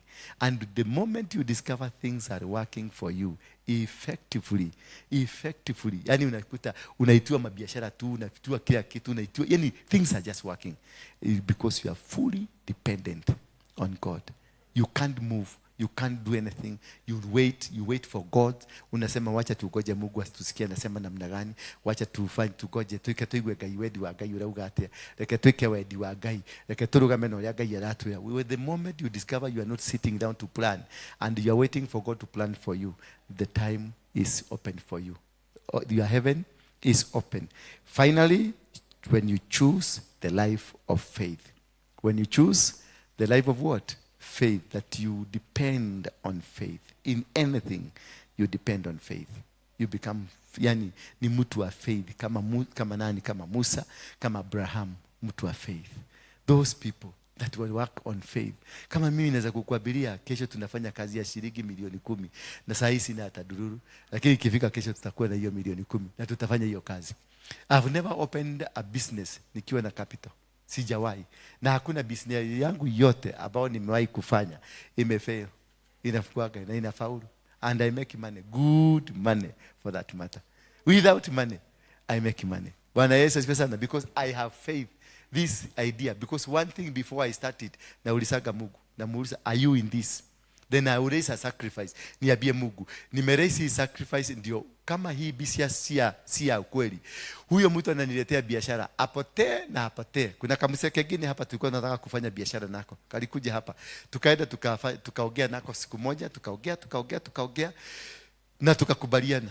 Wakati kalikuja hapa, kalikuja na story tofauti. Completely tofauti na kalikuwa kamrefi. Kalikuwa kanaongea, hakataki kuniangalia, kama inama kaniangalia hivi. Kumbe nilikuwa nimeweka sacrifice hapa. Nikaambia Mungu, kama kamutu nikamkora, kaende kakiendaka. Na kalikuja hapa, wadi zikakosekana, kalikuwa tumeongelea kitu moja kinatoka shilingi 100, kakasema kalienda kakapata ni shilingi 1000. Sasa nikaona hiyo difference kutoka 100 mpaka 1000, that is too big. Nikamwambia sasa aenda kuja tuadikiane. Kanakuja na story nyingine, kakakuja mara nyingine, kakakuja na story nyingine. Nikasema kaekwe broko, because the sacrifice has worked. When you want to separate you from yourself, from the people who can come and con you, always raise a sacrifice. A sacrifice acts as a guardian to protect you from any eventuality. Bwana Yesu asifiwe sana. Ukisikia neno limenenwa umebarikiwa, unaenda kubarikiwa na shamba, unaenda kubarikiwa na kazi, raise a sacrifice immediately to seal. There is a sacrifice to seal and a sacrifice kuchagua, kuchuga. Kuna sacrifice ya kuchuga. Kama ukimepata kimwanaume kizuri Charity, wage na kimudume kiega, diure kire sacrifice gutengerana ku ate muthie rojini. Thie haria wigerere sacrifice yaku ire Ngai, kimundu wakorwo ni giaku giuke. Wako ti giaku gigiuka gikauneka maguru. Yes. Na itafanyika. Atakwambia gari yangu imetoboka miguu yote 3. Nimejaribu hata kutafuta, unakuta atapata difficulties kukuja karibu na wewe. Hata ukifanya nini, atajaribu, ajaribu. That is the secret of understanding about the sacrifices. Next time I will teach you the secret of understanding sacrifices and how to give a sacrifice. And when to give the sacrifice and to what time, what kind of a sacrifice do you give. And do you just give a sacrifice without a name? Because so many of us here, they give sacrifice, and this sacrifice does not have a name. Any sacrifice that does not have a name is not a sacrifice. It is not recognizable. Hallelujah. Hallelujah. Hata kufanya biashara ndio uende ukubarike. Toa sacrifice kwanza. Before you go, give a sacrifice. Ask for God's favor. Itakutetea huko. Hallelujah. That is why God had to give his son, the only son, to come and die because of us, so that whosoever believes in him. Sasa si mumebarikiwa? Yeah? Nimuleta kitu kiki kweli? Chakula mumeshiba? Nimewapatia neno mzuri? Sasa na mimi nataka munipatie pesa. Ni besha direda, no wote kitu kiki muge kihe guko. Direda besha. Besha nyingi. Na ndia mulire horo akureha tubesha tunini guko ndikwenda. Yateke? Ndikwenda tubesha tu murehage guko to 50 na tugana guko ndikwenda. Nyumba ĩno nĩ ĩrabatara kũrĩhwo. Thitima ĩno nĩ tũrarĩha thitima gũkũ tũrĩha ngiri 30. Alo, tiga yaku ĩrĩa ũmenyete kũrĩha ka 50. Gũkũ tũrĩha ngiri 30. Maĩ nĩ tũrĩhaga. Wanyita nyumba ĩno nĩ tũrĩhaga. Tũrĩ andũ marutaga gũkũ nĩ tũmarĩhaga. Icio mbeca mũrutaga rĩ, ti Ngai tũtwaragĩra. Hatirĩ handũ Ngai acemanagia na mbeca. Citeithagia kũndũ kũrĩkũ.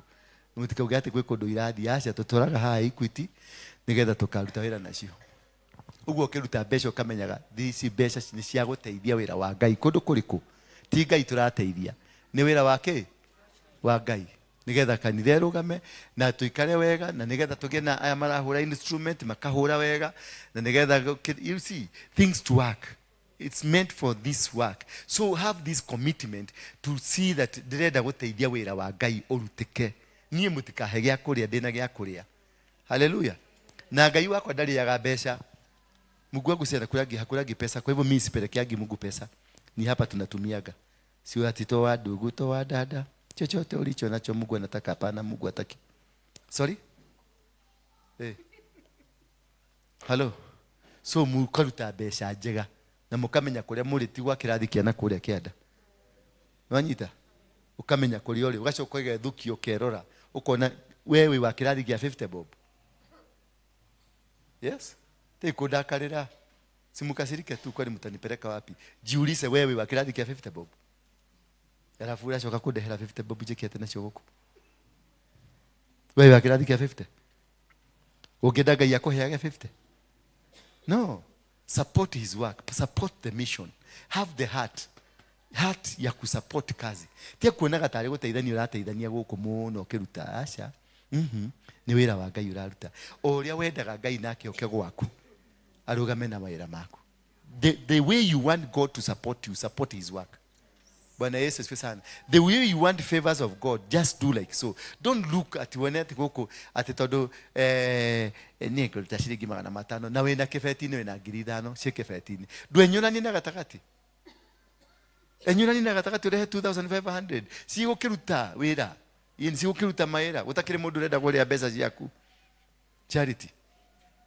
Nyonaga riria murenda kuhoero kaundu very special mukoga na kafeti gakinyiragitio ngari nigetha kahota gwikuja no ria gwatuika ni sadaka haha murutaga to 50.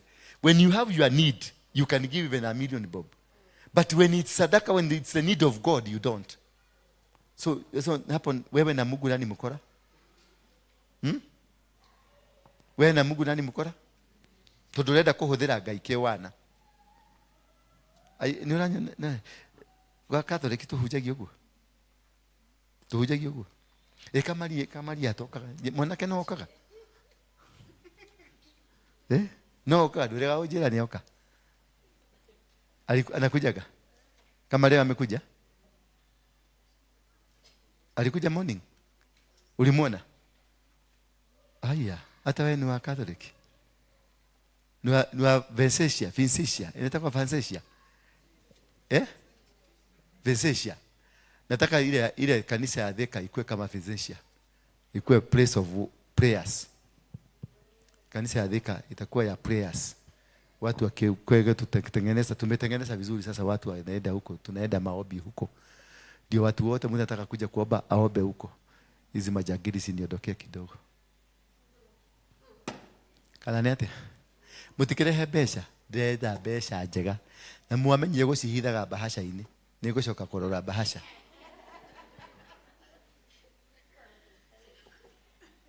Geke ni kirathi, geke ino ti kanitha. Iya jioni ni kirasi. Si ndio? Rehe kunya wira.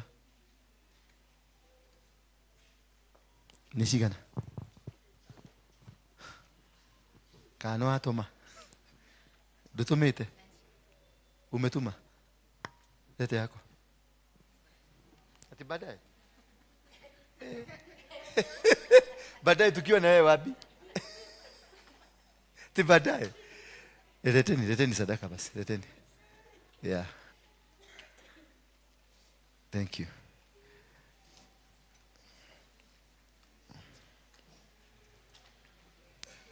Thank you. God bless you. God bless you. Nimekuwa tumia haya.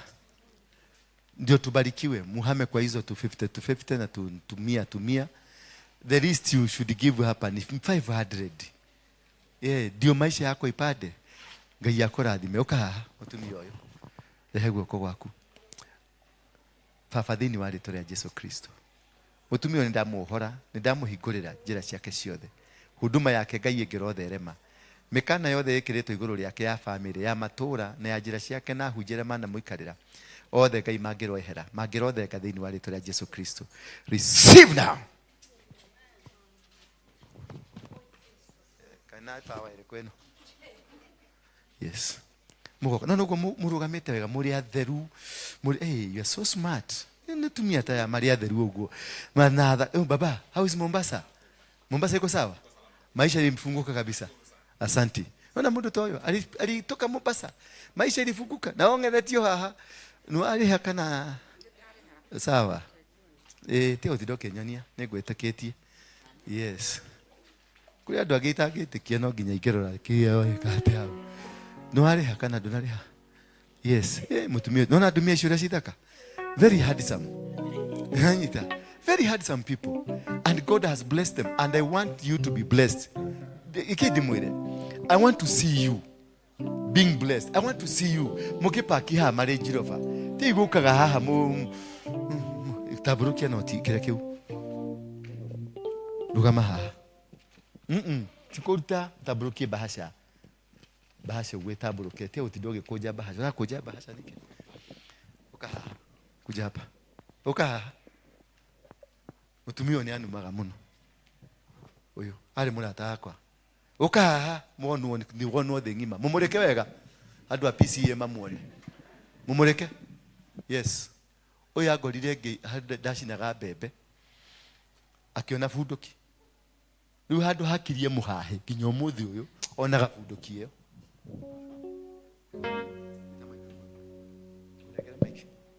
Geithia andu Ngai. No here mehia maria uria unumaga to ni unumaga. Uhere mehia macio mothe. Bwana apewe sifa. Asifiwe Yesu Kristo. Majina ni Phyllis Kariuki. Iga haka no ine. Majina ni Phyllis Kariuki. Nampenda Kristo Yesu ni kwa sababu ni mlinzi wangu. Yu ndani yangu nami niko ndani yake. Nimesimama hapa kusema naomba msamaha. Yes. Ni kwa sababu sijui nitasemaje. Sema tu wenye unasi. Kwa sababu umesema mimi kutukana. Unafanyanga hivyo? Hapana. So Dogoro. Uko na hiyo simu?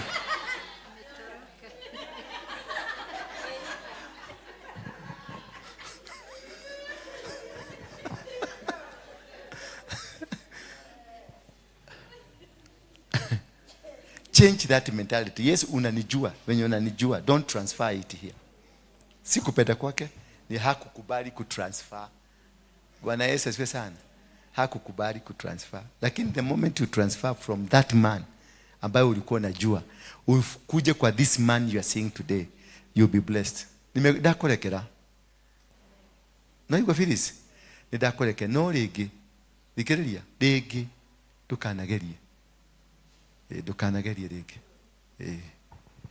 Ndeithero, yani ndakora tina uru. Nĩ itherũ rĩngĩ. Itherũ rĩkĩ? Itherũ nĩ mehia. Nĩ mehia. Na rĩu tondũ ndaroĩ ũguo nĩ amenya ũmũthĩ rĩ. Nĩ tũmũrekere. Thank you. God bless you. Mũhũrĩre makofi. Nĩ mũtumia mwega mũno. She's a very good girl. Very good girl. Mũndũ mwega lakini nao nĩ ũndũ wa kwaga ku differentiate rĩ. But always ona ithuĩ nĩ tũkinyaga hau. Ũguo Ngai amũrathime na Ngai amwende. Rugamai na igũrũ ndĩmũhoere nigetha mũigue wega. Na ndĩrenda kũrekereria kĩrathimo igũrũ rĩa mũtũrĩre waku. Nataka kuachilia baraka juu ya maisha yako. Na nataka ukiwa hapo, whatever word I will say it will come to you. Bwana Yesu asifiwe sana. Whatever word I will say it will come to you. And your life will never be the same again. You will see wonders happening in your life. You will see wonderful things coming. Maundu maria megũkũhianĩkĩra. You've never seen them. They will just be there. You have na utaona changes. And because I want to pray for you, the changes in your life, that the heaven will open for you. Hallelujah. The heaven will do what? And for this many people naona hapa, the heavens are already open. Mungu akupatie neema ya kuweza kujua ilifunguka. Because kuna watu wako hapa, neema ilifunguka, milango ilifunguka, dirisha zilifunguka zote, lakini bado amekwamilia mahali pale pamoja. Sijui kama mnanielewa. So open up your lips and unajua ile keyboard ile inalia.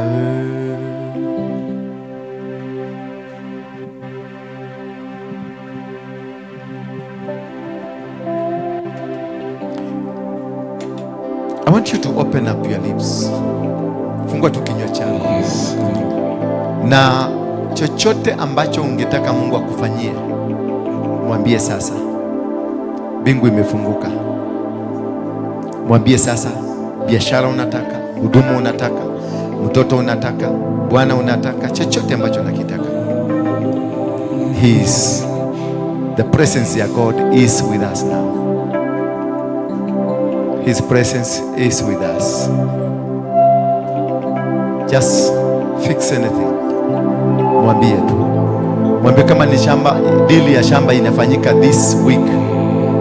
Kesho tunaanza Monday. Itafanyika. I can hear from heaven there is deal. Kuna mtu anafanya deal ya shamba imefunguka. Kuna mtu anataka kufanya biashara fulani na hii biashara imemsumbua sana. Before the end of this month the business will work.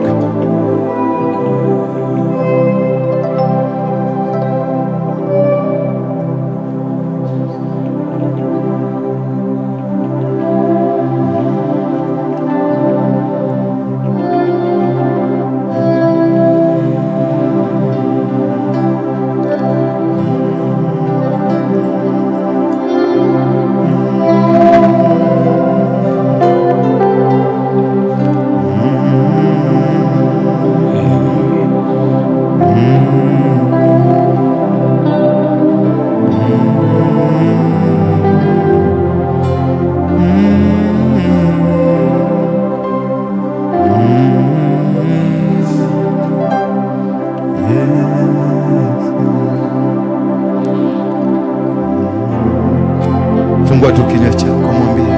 Kama ni huduma, mwambie wakati ni sasa. Kama ni biashara, mwambie wakati ni sasa. Kwa wale ambao wanatutazama kwenye runinga zenu, namba yetu ya kutoa dhabihu ni 247 247 kama account number. business number. Account number ni 935035. Ndio hiyo inapita chini yako.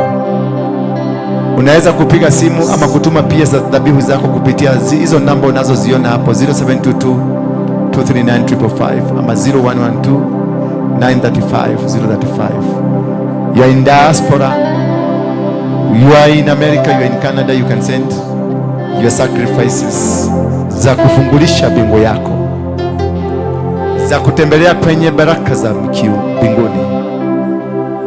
Let God now help you. Kumbuka tunaombea pia tarehe 2 mwezi wa 8 that we are going to have a special mission in the capital city. Every altar ambazo zimekuwa katika capital city, we shall destroy them.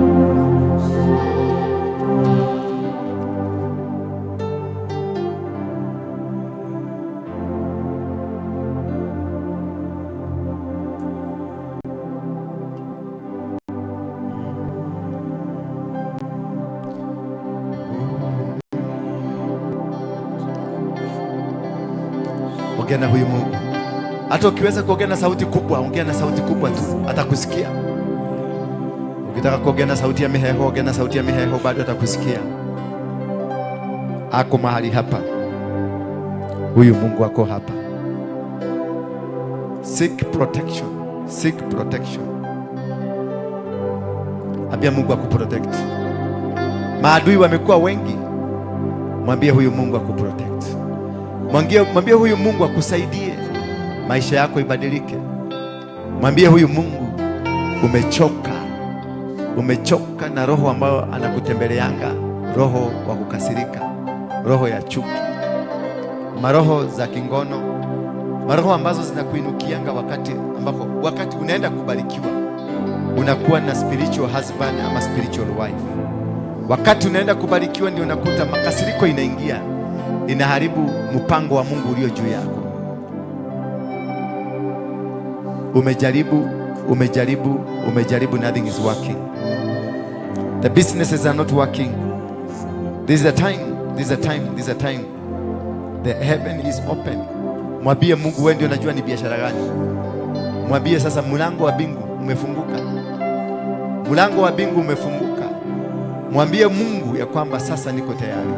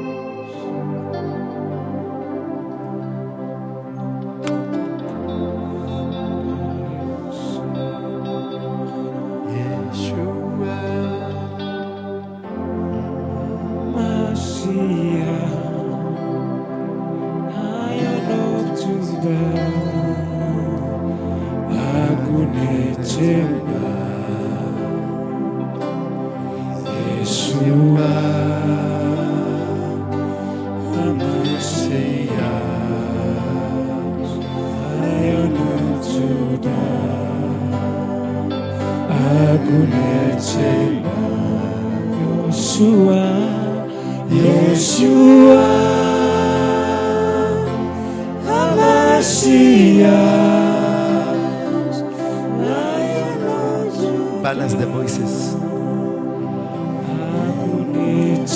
No, but balance the voices. Vocals.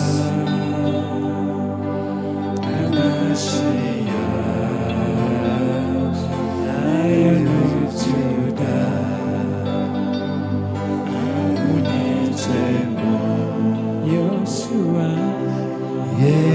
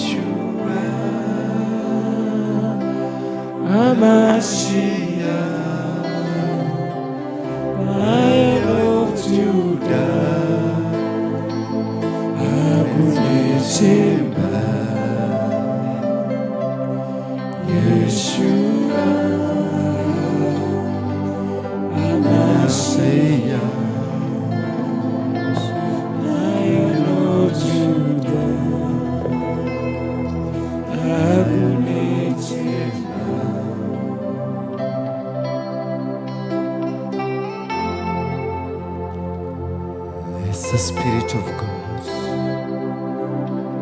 let the power of God touch you now.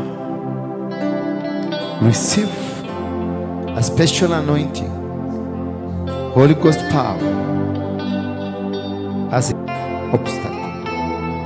Every challenge, every spiritual attacks that have been against you are being broken now.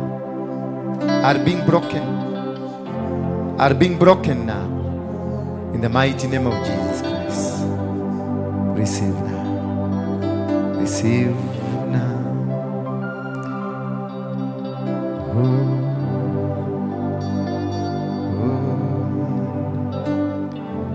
Yes. May your soul, your spirit and body be touched by the Spirit of God. May you receive a special anointing, the power and authority over your life.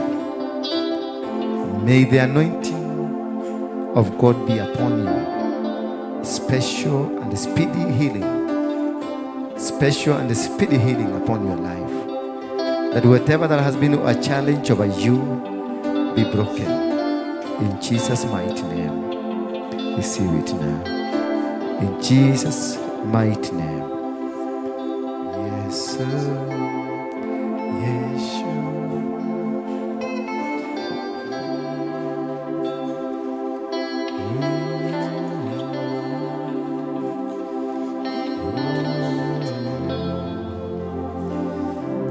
every family challenges, family altars, and generational curses, and bloodline curses that has always followed you and your child from today, I render you powerless.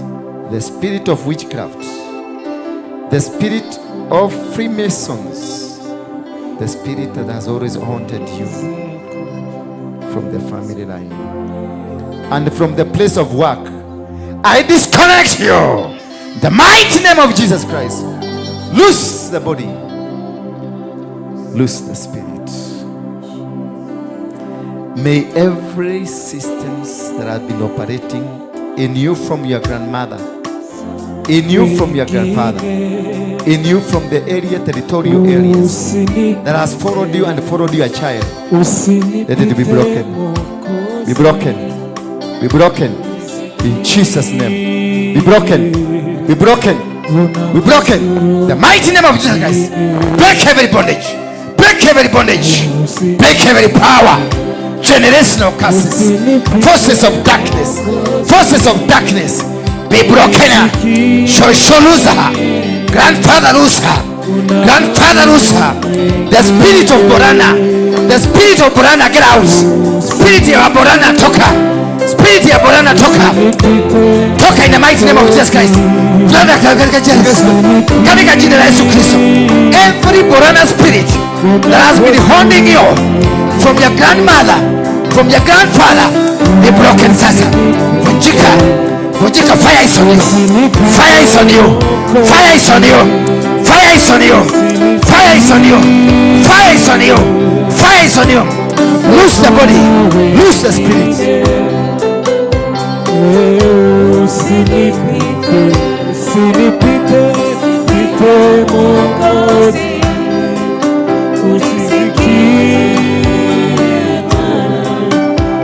God, touch your heart.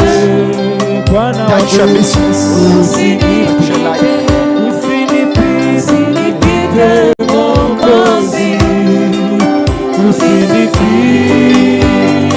Every spirit feet that you stepped on, ulikanyaga kupitia kwa miguu yako.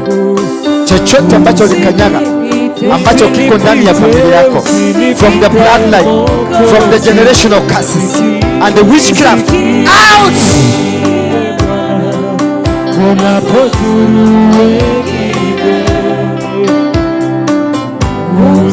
May God hear your prayers. Every covenant that was done against your life, every altar that was raised against your life, from now, be broken, be broken, be broken. The mighty name of Jesus Christ, I break every bondage. I break every bondage. I break every bondage from the family line, bloodline, all the altars that existed in your life. Mipango yote na maroho yote na madhabahu ya kifamilia, madhabahu ya maeneo, out! In the name of Jesus Christ. Yesu naomba, Yesu unisikie, unapozuru wengine, wangu usinipite. Yesu naomba, Yesu unisikie. Vita vya familia, from the bloodline, generational curses, out! Out! Out!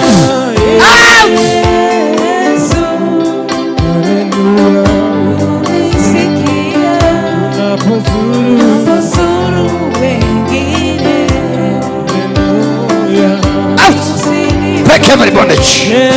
Break every bondage. Madhabahu ya kiusherati, madhabahu ya giza, magonjwa ya silaha, out in the mighty name of Jesus.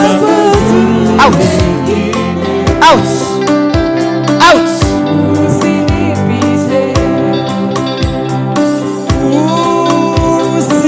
Usinipite Mungu. Zinaomba unisikie.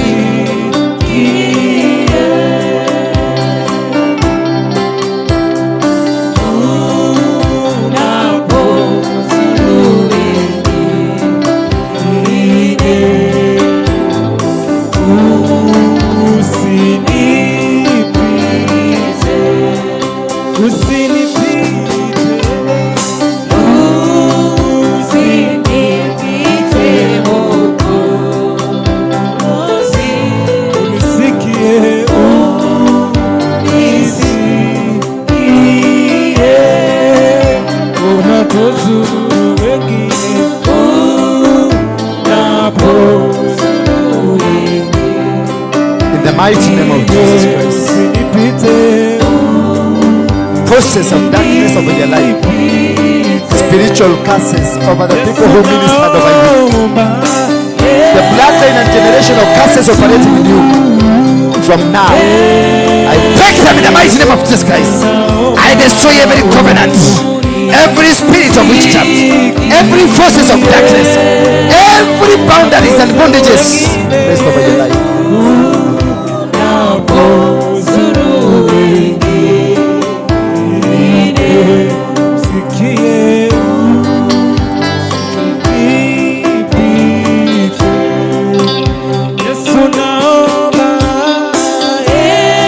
I turn this water to be the blood of Jesus Christ.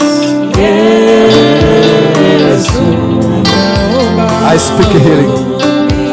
I speak healing. I speak healing. Total deliverance in the mighty name of Jesus Christ. Every demonic power now, out! The mighty name of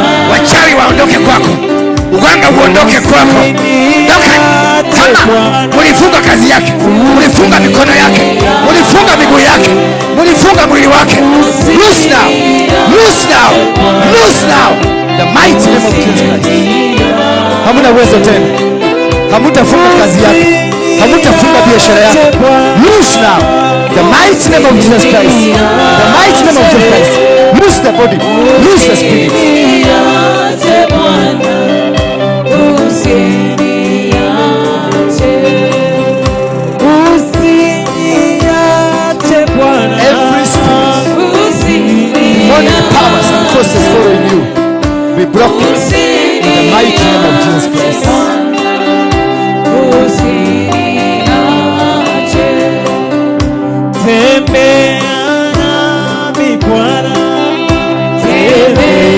nami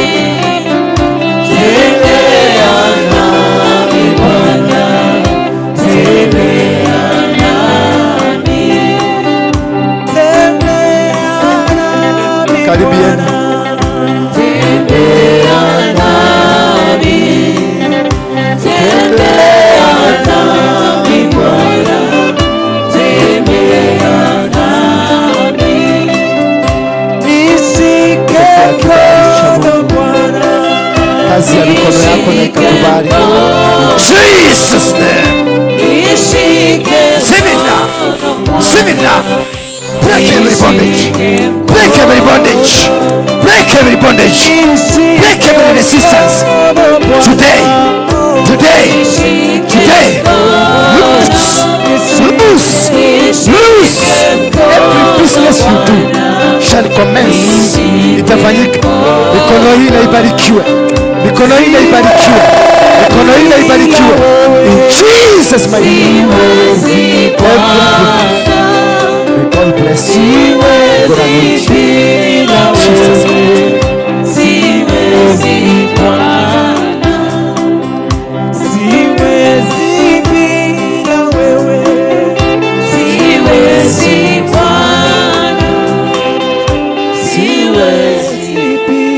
Inua tu mikono yako juu. Nataka tushukuru Mungu maana ametenda. He has already done it. There is a confirmation from heaven that he has done it. God has released amongst you 5 spiritual gifts that confirms that he has heard our prayers. And this spirit will start manifesting right now. And God says that from today, no spiritual witchcraft that will ever be able to touch you. In whatever you will endeavor to do, you will do without hindrances.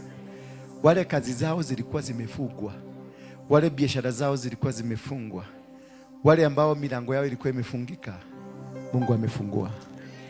And no person, no individual, no authority will ever be able to close it again.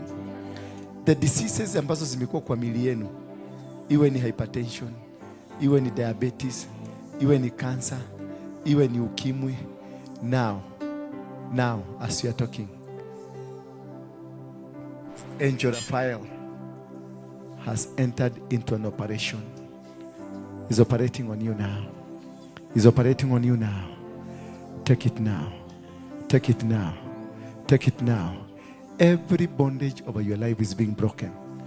Every bondage ambao ulikuwa biashara, ulikuwa unafanya biashara lakini biashara inakwama imefunguliwa. Wale ambao walikuwa wamesimama katikati yako na business wameondolewa. There is favor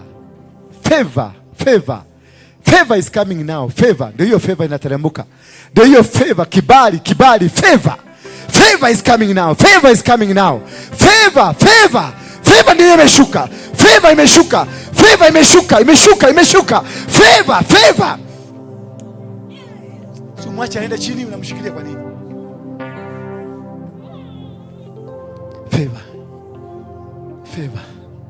Favor in your business. Favor in your family. Favor in your village, in your marriage. Favor is coming. At work, favor is coming. In whatever ministry you are in, favor is coming. Ndio hiyo imeshuka sasa. Kama ni biashara, favor imeshuka. Favor. Yeah, ndio hiyo imeshuka. 1, 2, 3. It is there. Yes. Says a special anointing as for the season, a very special anointing. Bwana ananiambia kuna watu ameachilia very special anointing. Yani anointing ambayo haijulikani inakuanga namna gani. Yes. You will speak the heavenly language. You will speak the heavenly language. Ya ndio hiyo imeshuka sasa. Lugha ya kibinguni imeshuka. Lugha ya kibinguni imeshuka. Yes. Speak in tongues. Ndio hiyo inaachiliwa.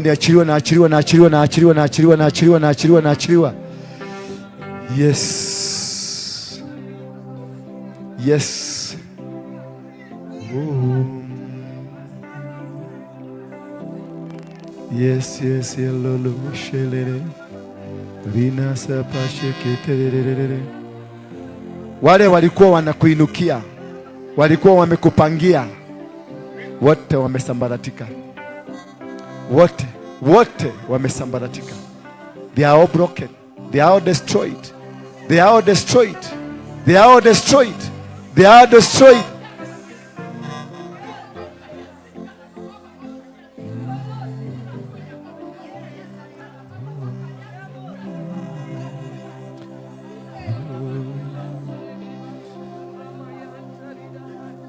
Rina rabasheke terere bose yande ya rabasheke terere riando lolololololo bose ketenderere ufunguliwe funguliwe funguliwe funguliwe yesere boshe nderere. May God open you bose keterere.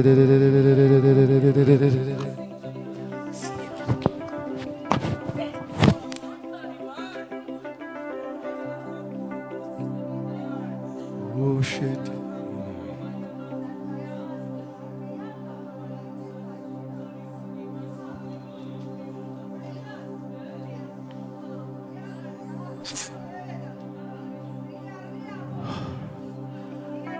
Yes. Ndio hiyo. Malaika wameshuka. Makerubi na maserufi wameshuka. Wameshuka. Oh yes, the highest level of the angels, heavenly angels, the highest level, they are in operation now. The highest level, the highest level, they are in operation now. They are in operation now. They are in operation now. The highest level of the archangels. Yes, maserufi na makerufi, powers and dominion zote.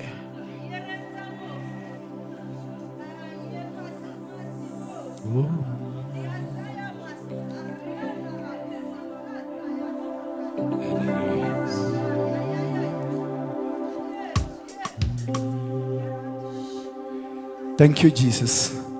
Thank you, Father, for having had us. Thank you for giving us this wonderful opportunity that these people are blessed. These people are free. These people have been set free. They are no longer captives. They are no longer spiritual captives. They are no longer bondages of their family. They are no longer bondages of the area they come from. They are no longer being held. You are not going to be held back anymore. God is going to use you in a mighty way. In Jesus' name. Thank you, Jesus. Fungua kinywa yako dakika moja tu, mambili. Mshukuru Mungu kwa kukubali kukusikia. Mshukuru Mungu, mshukuru Mungu. Thanks, say thanks, say thanks. Sema thanks, say thanks. Mshukuru.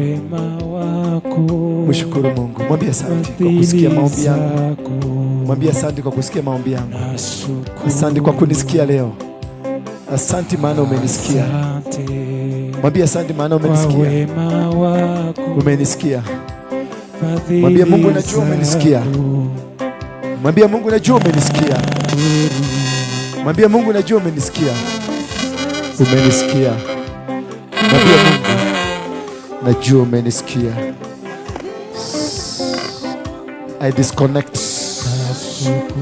Nakata kitovu. The spirit of poverty.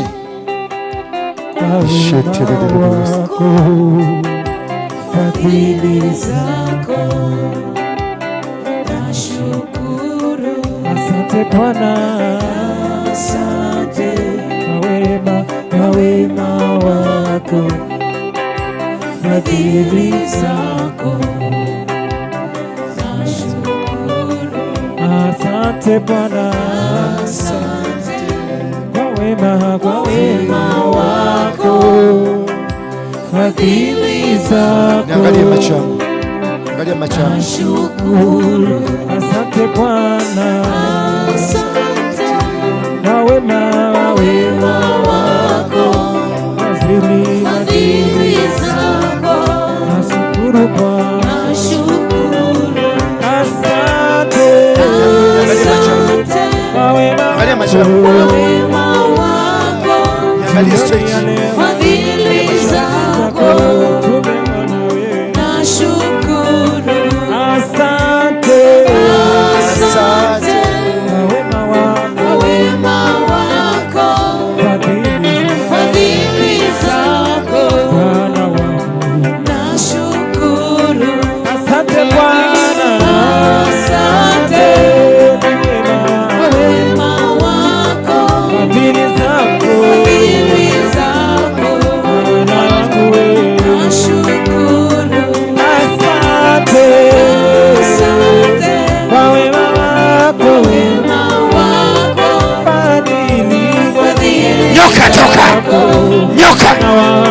kwa maisha yake, toka kwa maisha yake, wachawi na waganga na warogi, break every bondage. Fadhili zako, nashukuru. Mwambieni Bwana asante, mwanadamu.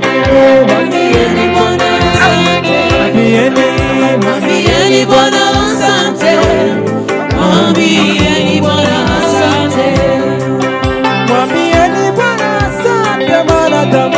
Mwambieni Bwana asante, mwambieni Bwana asante, mwambieni Bwana asante, mwambieni Bwana asante, mwanadamu.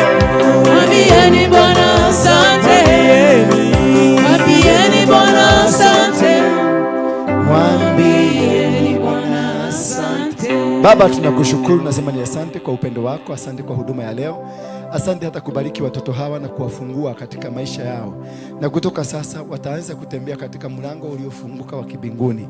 Neema yako na ikuwe pamoja na wao wanapopenda mahali popote, ukawazingire kwa damu ya Yesu Kristo, na mimi pia ukanikumbuke, ukanizingire kwa damu ya Yesu Kristo.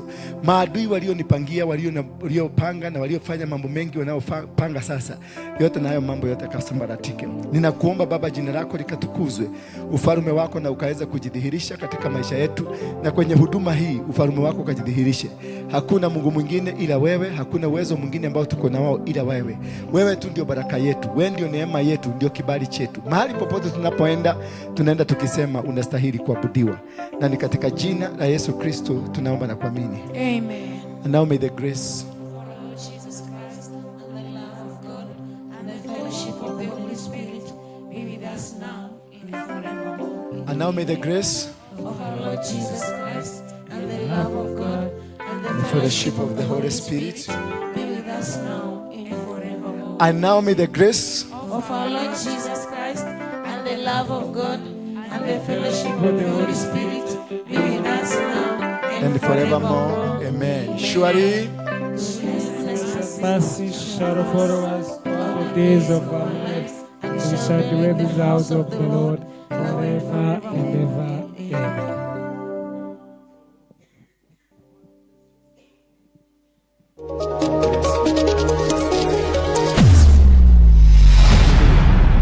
Bethel Clouds TV, empowering